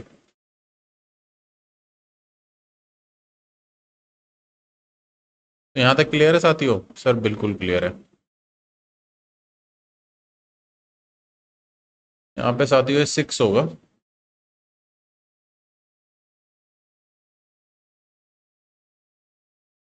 तो आपने क्या करा साथियों, डेप्रिसिएशन कैलकुलेट कर लिया। ठीक है,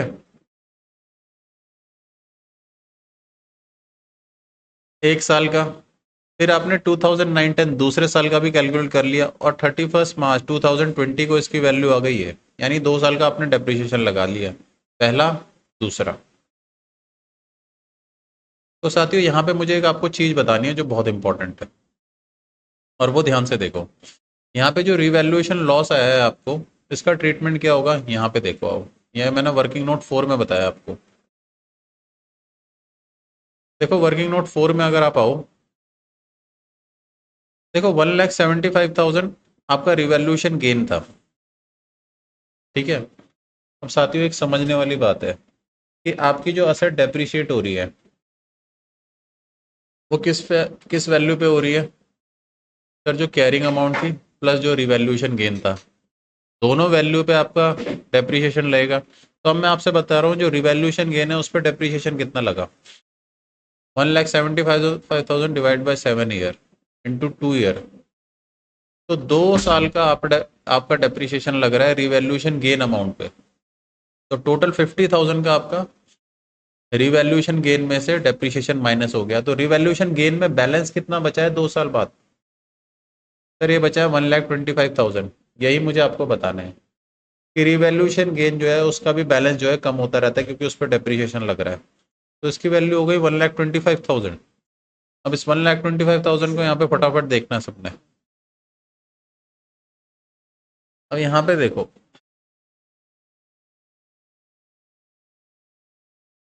इसके जो बैलेंस है 1,25,000, ये रिवैल्यूएशन गेन का बैलेंस है। अब यहाँ पे जो रिवैल्यूएशन लॉस है, सबसे पहले इसे सेटअप करो रिवैल्यूएशन गेन के बैलेंस से, जो कितना है 1,25,000। यहाँ एडजस्ट हो गया ये। अब बाकी बैलेंस आप डालोगे कहाँ, पीएल में। बाकी बैलेंस कहाँ डालोगे आप, सारे का सारा पीएल में, तो इसे पीएल में डालो फटाफट से।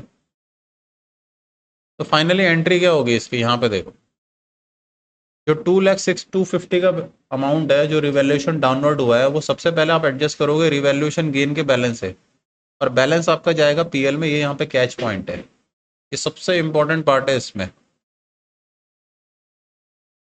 अब इसके आप फाइनली अगर आप देखो, इसका जो सेल अमाउंट है 935, अब यहाँ पे डिस्पोज ऑफ हो रहा है। अब आप डिस्पोज ऑफ को कंपेयर कर लोगे इससे कैरिंग अमाउंट से, तो यहाँ पे आपको प्रॉफिट दिख जाएगा 58438 का। ठीक है, तो सिंपली आप ये एंट्री पास कर लोगे। तो इस पूरे क्वेश्चन में जो सबसे इंपॉर्टेंट कैची पॉइंट था वो ये था। ठीक है, बिल्कुल सर। सर अब आ जाओ हमारे लास्ट टॉपिक पे, change in decommissioning liability. Decommissioning liability क्या होती है सर?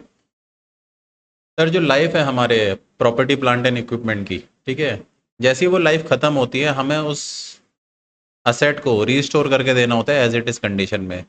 तो जो से 40 साल बाद जो खर्चा होना है, उसकी आज की जो पीवी है वो हमारी क्या है, डीकमीशनिंग लाइबिलिटी होती है। अब साथियों होता क्या है कि डे 1 में जो हमने एस्टिमेट करा था, आफ्टर सर्टेन पीरियड वो जो हमारा एस्टिमेशन है वो चेंज हो जाता है। ठीक है, तो वही है चेंज इन डीकमीशनिंग लाइबिलिटी। अब इसका ट्रीटमेंट कैसे करना है, यहाँ कंसेप्ट आपको दे रखा है, लेकिन ये आपको समझ में जब ही आएगा जब आप इसका एक प्रैक्टिकल क्वेश्चन करोगे। तो साथियों ये हमारा लास्ट कंसेप्ट है, और इंडिया 16 हमारा बूम। तो चेंज इन डीकमीशनिंग लाइबिलिटी को यहाँ समझ लेते हैं साथियों। तो एच लिमिटेड ने एक पीपीई खरीदा है 100 मिलियन का। 100 मिलियन यानी कितना होता है साथियों? 100 मिलियन 1000 लाख, यानी 10 करोड़, और जिसकी लाइफ है 10 ईयर। अब यहाँ पे देखो, इसकी एक contractual decommissioning and site restoration obligation है ऑफ 5 मिलियन यानी 50 लाख की, to be incurred at the end of 10 year, यानी 10 साल बाद इसे 50 लाख रुपए खर्च करने हैं, क्योंकि इसे साइट रिस्टोर करके देनी है, बराबर करके देनी है। अब इसका डिस्काउंट रेट आपको दे रखा है 8%। ठीक है,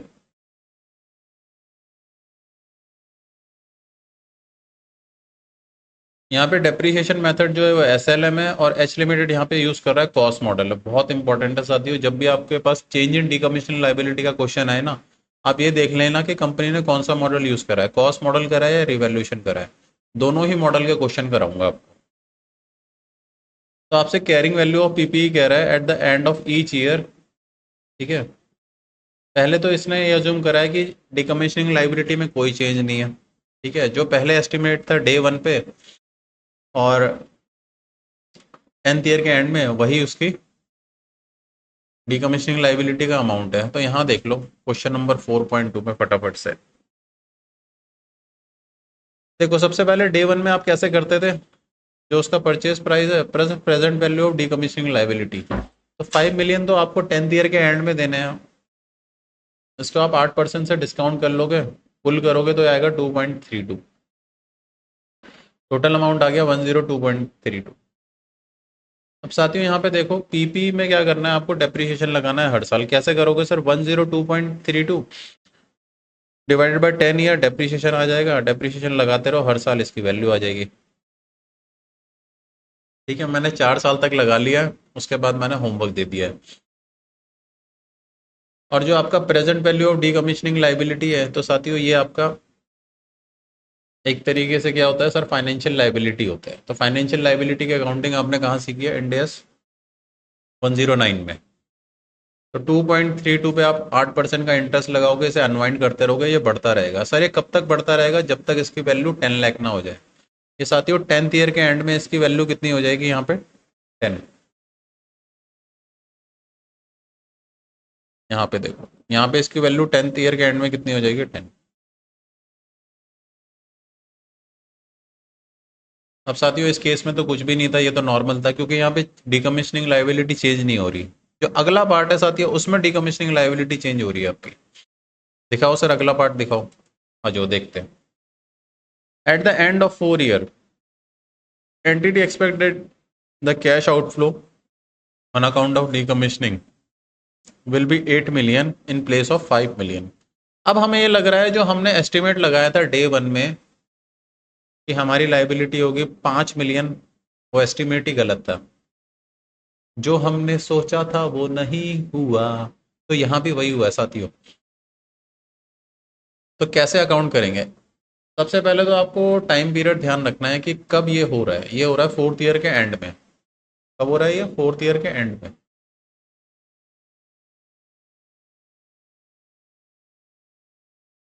तो यहाँ देखो साथियों,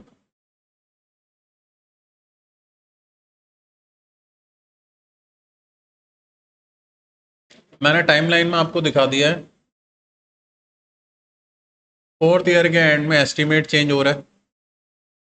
जिस दिन एस्टिमेट चेंज होता है उस दिन आपको पीवी निकालना है ऑफ रिवाइज एस्टिमेट, कि जो हमारा एस्टिमेट 8 मिलियन हो गया है, इसके पीवी क्या है, और उसको कंपेयर करना है एग्जिस्टिंग से। और आपको ये देखना है कितना इंक्रीज और डिक्रीज हो रहा है हमारी डिकमीशनिंग लाइबिलिटी में। बस साथियों यही करना है, बस। तो देखो साथियों, 4th ईयर के एंड में अब आपने एस्टिमेट लगाया कि हमारा जो डिकमीशनिंग लाइबिलिटी का खर्चा होगा 8 मिलियन होगा। देखो साथियों ध्यान से, खड़ा कहाँ पर हो आप? यहाँ पे खड़े हो। और लाइबिलिटी आपकी कहाँ चेंज हो रही है? ये वाली चेंज हो रही है 10th ईयर के एंड में। तो इसे 6 साल से पुल करोगे आप। सर पुल करके ये आ गया 5.04। और आपकी एग्जिस्टिंग लाइबिलिटी कितनी है? 3.16। ये सर कहाँ निकाला? ये हमने अभी फर्स्ट वाले वर्किंग नोट में निकाला। यहाँ देखो, 4th ईयर के एंड में इसकी लाइबिलिटी है 3.16। तो यहाँ पे जो डिकमीशनिंग लाइबिलिटी है वो बढ़ रही है, ये कितनी हो गई 1.88। तो साथियों कॉस्ट मॉडल के अंडर जब भी आपकी डिकमीशनिंग लाइबिलिटी बढ़ती है तो आप जरा लॉजिक लगाओ, थोड़ा सा दिमाग लगाओ कि आपकी लाइबिलिटी बढ़ रही है यानी आपकी कॉस्ट बढ़ रही है। तो साथियों पीपीई को आप डेबिट कर दोगे और डिकमीशनिंग लाइबिलिटी को आप क्रेडिट कर दोगे, क्योंकि ये आपकी लाइबिलिटी है, ये आपकी असेट है। अभी आप दिखाओगे कैसे, देखो फोर्थ ईयर के एंड तक तो कंप्लीट हो गया, फिफ्थ ईयर के एंड में अब ये जो आपकी इंक्रीज हुई है डिकमीशनिंग लाइबिलिटी, ये आप ऐड कर दोगे कैरिंग अमाउंट पे। सर ये कैरिंग अमाउंट कहाँ से आई? ये सर साथियों ऊपर दे रखे हैं ना आपको, ये 61.4, इसी में डिकमीशनिंग लाइबिलिटी आप ऐड कर दोगे जो बढ़ गई है। अब इस अमाउंट पे आप डेप्रिसिएशन लगाओगे फॉर 6 ईयर, ये आपकी कैरिंग अमाउंट आ जाएगी। और फिफ्थ ईयर में आप ये देखोगे कि आपकी रिवाइज कैरिंग अमाउंट कितनी है डिकमीशनिंग लायबिलिटी की, ये 5.04। तो 5.04 पे आप 8% लगाओगे, ये आपका क्लोजिंग वैल्यू आ जाएगा। That's it. तो साथियों अगर कॉस्ट मॉडल पे है तो आपको ये ध्यान रखना है कि ये आपका हिट करता है किसको? पीपीई को। अब दूसरा क्वेश्चन है हमारे पास रिवैल्यूएशन मॉडल पे, तो उसको भी देख लेते हैं फटाफट से। साथियों अगर आप अभी तक बने हुए हो मेरे साथ, ठीक है, तो यार थोड़ा सा तो बनता है ना भाई, थोड़ा सा तो हमारा भी एक बनता है। तो आपको यहाँ पे क्या करना है? तो सर यहाँ पे लाइक करना है, ठीक है, और उससे ज़्यादा क्या कर सकते हो वो भी आपको पता है। इसके बाद नेक्स्ट क्वेश्चन पे आ जाओ 4.3 में। 4.3 में क्या है अब देखते हैं। तो साथियों अब हम स्टार्ट करेंगे क्वेश्चन 4.3। सारे यहाँ पे आ जाओ। और इतना इंपॉर्टेंट क्वेश्चन है साथियों इंडिया 16 का, इतना इंपॉर्टेंट है जिसके बारे में मैं कुछ कह नहीं सकता। क्या सर आप नहीं कह सकते? हाँ सर, क्योंकि अभी तक ये क्वेश्चन केवल आपके जीएफआरएस के पेपर में आया है, अभी ये आपके सीए एग्जाम में नहीं आया है।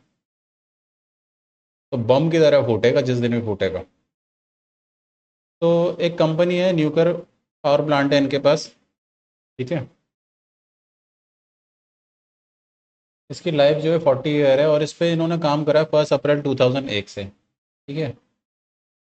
अब इसकी जो कॉस्ट है 1,20,000 दे रखी है और इस पर डिकमीशनिंग कॉस्ट भी है 10,000, और ये 10,000 इसी में इंक्लूडेड है। ये जो 10,000 है ऑब्वियसली बात है ये पीवी है, लेकिन इसका जो फ्यूचर वैल्यू है वो है 70,400, जो कि आफ्टर 40 ईयर इनको पे करना है। उसके बाद आपको फेयर वैल्यू दे रखी है 1,15,000 की ऑन 31 मार्च 2004। तो साथियों 1 अप्रैल 2001 से 31 मार्च 2004 तक जाना है आपको, और जो कैरिंग अमाउंट आएगी उसको फेयर वैल्यू से कंपेयर करना है, और accordingly revaluation gain loss book होगा, ठीक है। अब खास बात ये है यहाँ पे, ये जो 1,50,000 है ये after deduction of 11,600 for decommissioning cost. तो साथियों हमें अच्छी तरीके से पता है कि जो भी आपका फेयर वैल्यू होगा उसमें डीकमीशनिंग कॉस्ट भी इंक्लूड होना चाहिए, तो ये दोनों का ऐड करके आपकी फेयर वैल्यू आएगी। फिर 31 मार्च 2005 यानी एक साल बाद फिर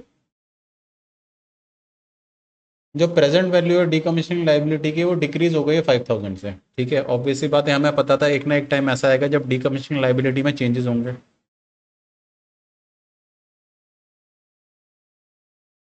ठीक है साथियों।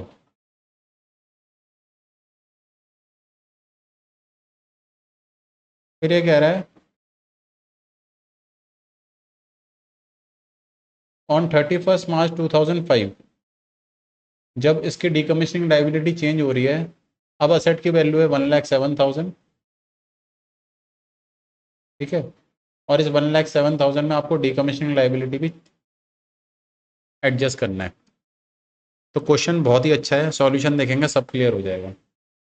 यहाँ पे खेल है कि एंटिटी ने अडॉप्ट किया रिवैल्यूएशन मॉडल, और ये बोल रहा है जो चेंज इन डीकमीशनिंग लाइबिलिटी हुई है हमारी उसका क्या इम्पैक्ट पड़ेगा। तो साथियों बहुत ही सिंप्लीफाई वे में इसका सॉल्यूशन मैंने प्रेजेंट कर रखा है, एक बार देख लो लाइव जिंगा लाला जिंगा लाला जिंगा लाला जिंगा लाला। लास्ट क्वेश्चन है। सबसे पहले तो साथियों जो इसका स्ट्रक्चर रहेगा, फ्लो रहेगा, सबसे पहले हम कैलकुलेशन करेंगे, नॉर्मल कैलकुलेशन करेंगे, कैरिंग अमाउंट आफ्टर डेप्रिसिएशन निकालेंगे, उसको कंपेयर करेंगे फेयर वैल्यू से, रिवैल्यूएशन गेन लॉस आएगा उसको देखेंगे, पहले इतना कर लेते हैं। तो साथियों देखो 1 अप्रैल 2001 को 1,20,000 वैल्यू है इसकी, लाइफ 40 ईयर है। 3 साल का डेप्रीशिएशन लगा लो। सर कैसे लगाएंगे, ये कैलकुलेशन देख लो, एक छोटा बच्चा भी निकाल लेगा। डेप्रीशिएशन के बाद इसकी वैल्यू आ गई है 1,11,000। ठीक है सर, बिल्कुल ठीक है। अब यहाँ पे इसकी फेयर वैल्यू दे रखी है 1,26,600। अब मैंने आपको बताया था जो 1,15,000 इसकी फेयर वैल्यू दे रखी है उसमें डीकमीशनिंग लाइबिलिटी ऐड नहीं थी, तो आप ऐड करोगे, इस फेयर वैल्यू को कंपेयर करोगे कैरिंग अमाउंट से। तो साथियों हमें मिल रहा है रिवैल्यूएशन गेन 15,600 का। ठीक है, ये रिवैल्यूएशन गेन 15,600 का अगर आप इसकी जर्नल एंट्री देखोगे, JE1 लिखा हुआ है यहाँ पे, तो जर्नल एंट्री अगर हम इसकी देखेंगे तो यहाँ देखो 15,600 का रिवैल्यूएशन गेन बुक कर दिया, OCI बढ़ गया और असेट की वैल्यू भी बढ़ गई है। अब साथियों फिर हम 1 साल का डेप्रीशिएशन लगाएंगे। अब जिसने ये इंडिया 16 अच्छे से पढ़ रखा है मुझे बताओ, अब फेयर वैल्यू जो हमने 31 मार्च 4 को निकाली है उस पर डेप्रीशिएशन लगाओगे या उससे पहले जो इसकी कैरिंग अमाउंट थी उस पर लगाओगे? सर रिवैल्यूएशन मॉडल अडॉप्ट कर रखा है, तो जो फेयर वैल्यू आती है वही कैरिंग अमाउंट बन जाती है और उस पर डेप्रीशिएशन लगता है। अब डेप्रीशिएशन लगाते वक्त एक बात ध्यान रखना कि 3 साल बीत चुके हैं, तो बचे कितने हैं? 40 में से 3 निकालो, कितने आते हैं? सर ये आता है 37। तो 37 ईयर की लाइफ है, 1 साल का डेप्रीशिएशन लगाओगे 1,26,600 डिवाइड बाई 37, तो ये आ गया डेप्रीशिएशन अमाउंट। ठीक है साथियों, बिल्कुल ठीक है सर। तो साथियों यहाँ तक का पार्ट सबको क्लियर है? सर बिल्कुल क्लियर है। अब इसकी डेप्रीशिएशन लगाने के बाद कैरिंग अमाउंट आ गई है। अब फिर क्वेश्चन ने आपको दोबारा फेयर वैल्यू दी है 31 मार्च 2005 को। साथियों यहाँ पे देखो, यहीं पे एक कैच है, तो सबसे इम्पोर्टेंट एरिया है वो यही है यहाँ पे जहाँ बच्चे मिस्टेक करेंगे। 1,07,000 आपकी फेयर वैल्यू है, कहाँ दी है सर? क्वेश्चन में दिया, अभी दिखा देता हूँ। 1,07,000 आपको फेयर वैल्यू दी है 31 मार्च 2005 को। ठीक है, अब मैंने आपको यहाँ पे भी बताया था कि सर फेयर वैल्यू में आप डीकमीशनिंग लाइबिलिटी भी ऐड करोगे। सर क्यों ऐड करेंगे? क्योंकि क्वेश्चन में दिया हुआ है। साथियों क्वेश्चन ध्यान से पढ़ोगे तो समझ में आएगा। यहाँ पे लिखा हुआ है 1,07,000 which is net of allowance of reduced decommissioning obligation, यानी डीकमीशनिंग लाइबिलिटी एक्सक्लूड करके है ये पार्ट। अब आपको पता ही है ये सारे क्वेश्चन IFRS से उठाए गए हैं और ये सारे अंग्रेज लोग हैं, अंग्रेजी तो आपको पता ही है। उसके शिकार कौन है? सर हम लोग हैं।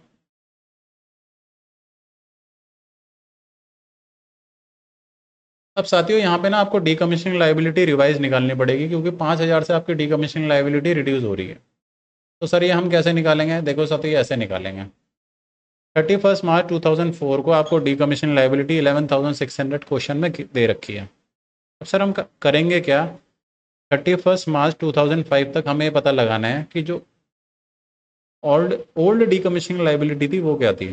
11,600 को हमने अनवाइड करा 5% से, तो आगे 12,180। ठीक है, ये चेंज होने से पहले की है। अब इसमें कह रहा है कि 5,000 रुपये का डाउनफॉल हो रहा है। मुझे बताओ ये भांगड़ा करने वाली बात है या रोने वाली बात है? अरे अच्छी बात है, जितनी हमारी लाइबिलिटी कम होगी उतना हमारे लिए अच्छा है। तो 5,000 से हमारी लाइबिलिटी कम हो गई, तो अब ये हमारी बन गई है 7,180। तो साथियों आपको 7,180 1,07,000 फेयर वैल्यू में ऐड करना है, तो आपको अब फेयर वैल्यू पता लग जाएगी 1,14,180। अब ये जो फेयर वैल्यू पता लगी है इसे आप क्या करोगे? वही सर कैरिंग अमाउंट से कंपेयर करेंगे और रिवैल्यूएशन गेन लॉस पता लगाएंगे। तो साथियों कैरिंग अमाउंट फेयर वैल्यू का आप कंपेयर करोगे तो रिवैल्यूएशन लॉस आ रहा है 8,998 का। ठीक है, इसकी जनरल एंट्री 2 आप देख लो एक बार, सब क्लियर हो जाएगा। ये रही जनरल एंट्री 2। साथियों जो रिवैल्यूएशन लॉस है आपका 8,998 का, आप उसे PL से एडजस्ट नहीं करोगे। सर क्यों नहीं करेंगे? क्योंकि सर हमने पढ़ा था कि अगर हमारे पास पहले कोई रिवैल्यूएशन गेन हुआ है और उसमें कोई बैलेंस पड़ा हुआ है तो वहाँ से एडजस्ट हो जाएगा। तो पहले रिवैल्यूएशन गेन में 15,600 का बैलेंस पड़ा हुआ है, तो 8,998 जो है कहाँ से एडजस्ट हो जाएगा, OCI NR से एडजस्ट हो जाएगा। ठीक है, जो बैलेंस पड़ा हुआ है OCI NR में। ठीक है, जो जिसने कंसेप्ट अच्छे से पढ़ रखे हैं उसको दिक्कत नहीं है, और जिसने नहीं पढ़े कोई बात नहीं, कमेंट सेक्शन में बता देना, ये पार्ट में रिवाइज करवा दूंगा आपको। इसके बाद सर आप यहाँ पहुँच गए, फेयर वैल्यू आपको पता लग गई। अब ये फेयर वैल्यू आपकी क्या है, कैरिंग अमाउंट 31 मार्च 2005 में, यही क्वेश्चन ने पूछा था और वो हमने बता दिया है। Many many many many congrats, बहुत बढ़िया। साथियों वर्किंग नोट जरूर दिखा देना, नहीं तो आबरा का डबरा हो जाएगा। उसके बाद साथियों क्वेश्चन में आप हमसे क्या पूछा है, बैलेंस शीट पूछी है। पूछिए सर, हाँ जी सर पूछिए। तो देखो साथियों फ्लो कैसा था, क्वेश्चन देखने में बड़ा लग रहा होगा। पहले तो आपको नॉर्मल कैलकुलेशन करनी है, carrying amount before fair value और आफ्टर फेयर वैल्यू दोनों को कंपेयर करना है, रिवैल्यूएशन गेन लॉस पता लग जाएगा। फिर आपको देखना है impact of change in decommissioning liability, उसका इम्पैक्ट देख लिया। अब फिर आपको जनरल एंट्री पास करनी है पार्ट 2 में, और पार्ट 3 में आपको क्या करना है, बैलेंस शीट बनानी है। साथ ही उसमें एक खेल और ध्यान रखना, जो प्रोविजन ऑफ डिकमिशनिंग है ना आपकी 5,000 से, आपकी लाइबिलिटी कम हो रही है, प्रोविजन आपका डेबिट हो गया। साथियों जब भी आप रिवैल्यूएशन मॉडल अडॉप्ट करते हो तो प्रोविजन ऑफ डिकमिशनिंग लाइबिलिटी आपका एडजस्ट किससे होगा, रिवैल्यूएशन गेन लॉस से। ये आपका एक तरीके से रिवैल्यूएशन गेन है। प्रोविजन ऑफ डिकमिशनिंग लाइबिलिटी का कम होना आपके लिए एक रिवैल्यूएशन गेन है, तो ये OCI NR में जाएगा। ये एसेट से एडजस्ट मत करना, ये यहाँ पे मिस्टेक एरिया है, ये यहाँ पे ध्यान रखना। मैं लिखवा भी देता हूँ, ये मिस्टेक एरिया है।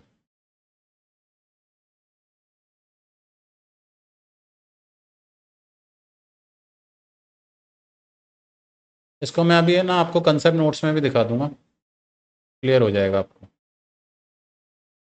उसके बाद PPE का बैलेंस 31 मार्च 2004 को क्या था सर, 1,26,600। सर कहाँ से आया, देखो यहाँ निकाला आपने 1,26,600, और 31 मार्च 2005 को क्या हो गया, 1,14,180। वो मैंने आपको दिखा दिया यहाँ पे। अदर इक्विटी का बैलेंस कितना था, 15,600। कहाँ से आया सर, ये आया 15,600 रिवैल्यूएशन गेन। अब प्रोविजन ऑफ डिकमिशनिंग लाइबिलिटी कितनी थी, 11,600। साथियों नेक्स्ट ईयर जो आपकी प्रोविजन ऑफ डिकमिशनिंग लाइबिलिटी वो कितनी थी, वो 7,180 हो गई। कैसे हो गई सर, या 5,000 से कम हो करके, ये पूरा वर्किंग नोट दिखा रखा है, क्लियर हो जाएगा। और आपका जो अदर इक्विटी का बैलेंस है वो कितना हो गया सर, 11,602। कैसे हो गया सर, देखो 15,600 का तो ओपनिंग बैलेंस था पुराना वाला, प्लस 5,000 जो डिकमिशनिंग लाइबिलिटी का गेन है डिक्रीज होने की वजह से वो हो गया, माइनस जो रिवैल्यूएशन लॉस था वो आ गया, तो ये आपका बैलेंस आ गया। तो साथियों ये था आपका सिंपल सा क्वेश्चन। एक मैंने बताया था कंसेप्ट, अभी आपको बताऊंगा, तो कंसेप्ट नोट्स में दिखा देता हूँ। अगर आपने कॉस्ट मॉडल ऑप्ट कर रखा है और चेंज इन डिकमिशनिंग लाइबिलिटी है, तो ये कॉस्ट को अफेक्ट करेगा असेट की। लेकिन अगर आपने रिवैल्यूएशन मॉडल अडॉप्ट कर रखा है तो जो भी चेंज इन डिकमिशनिंग लाइबिलिटी है ये अफेक्ट करता है रिवैल्यूएशन बैलेंस को, जो भी रिवैल्यूएशन गेन लॉस का बैलेंस है उसको। तो साथियों finally we are done with India 16। और ये इंडिया 16 इतना लाजवाब है कि ये इंडिया 38 में भी हेल्प करेगा, इंडिया 48 में भी हेल्प करेगा, और आपको एग्जाम में तो श्योर शॉट हेल्प करेगा ही करेगा। सो साथियों अगर आप अभी तक जुड़े हुए हो please like, please support me. ठीक है, आपको पता ही है बड़े बड़े फैकल्टी से मैं कॉम्पिटिट कर रहा हूँ इस टाइम पे। अगर आपको टीचिंग क्वालिटी मेरी अच्छी लग रही है, ठीक है, प्लीज़ रिकमेंड। ठीक है, कोई भी हेल्प चाहिए साथियों, मेरा नंबर हर जगह लिखा हुआ है, टेलीग्राम पे आप डायरेक्टली मुझसे कनेक्ट कर सकते हो। I am there for you. Okay, good bye, take care.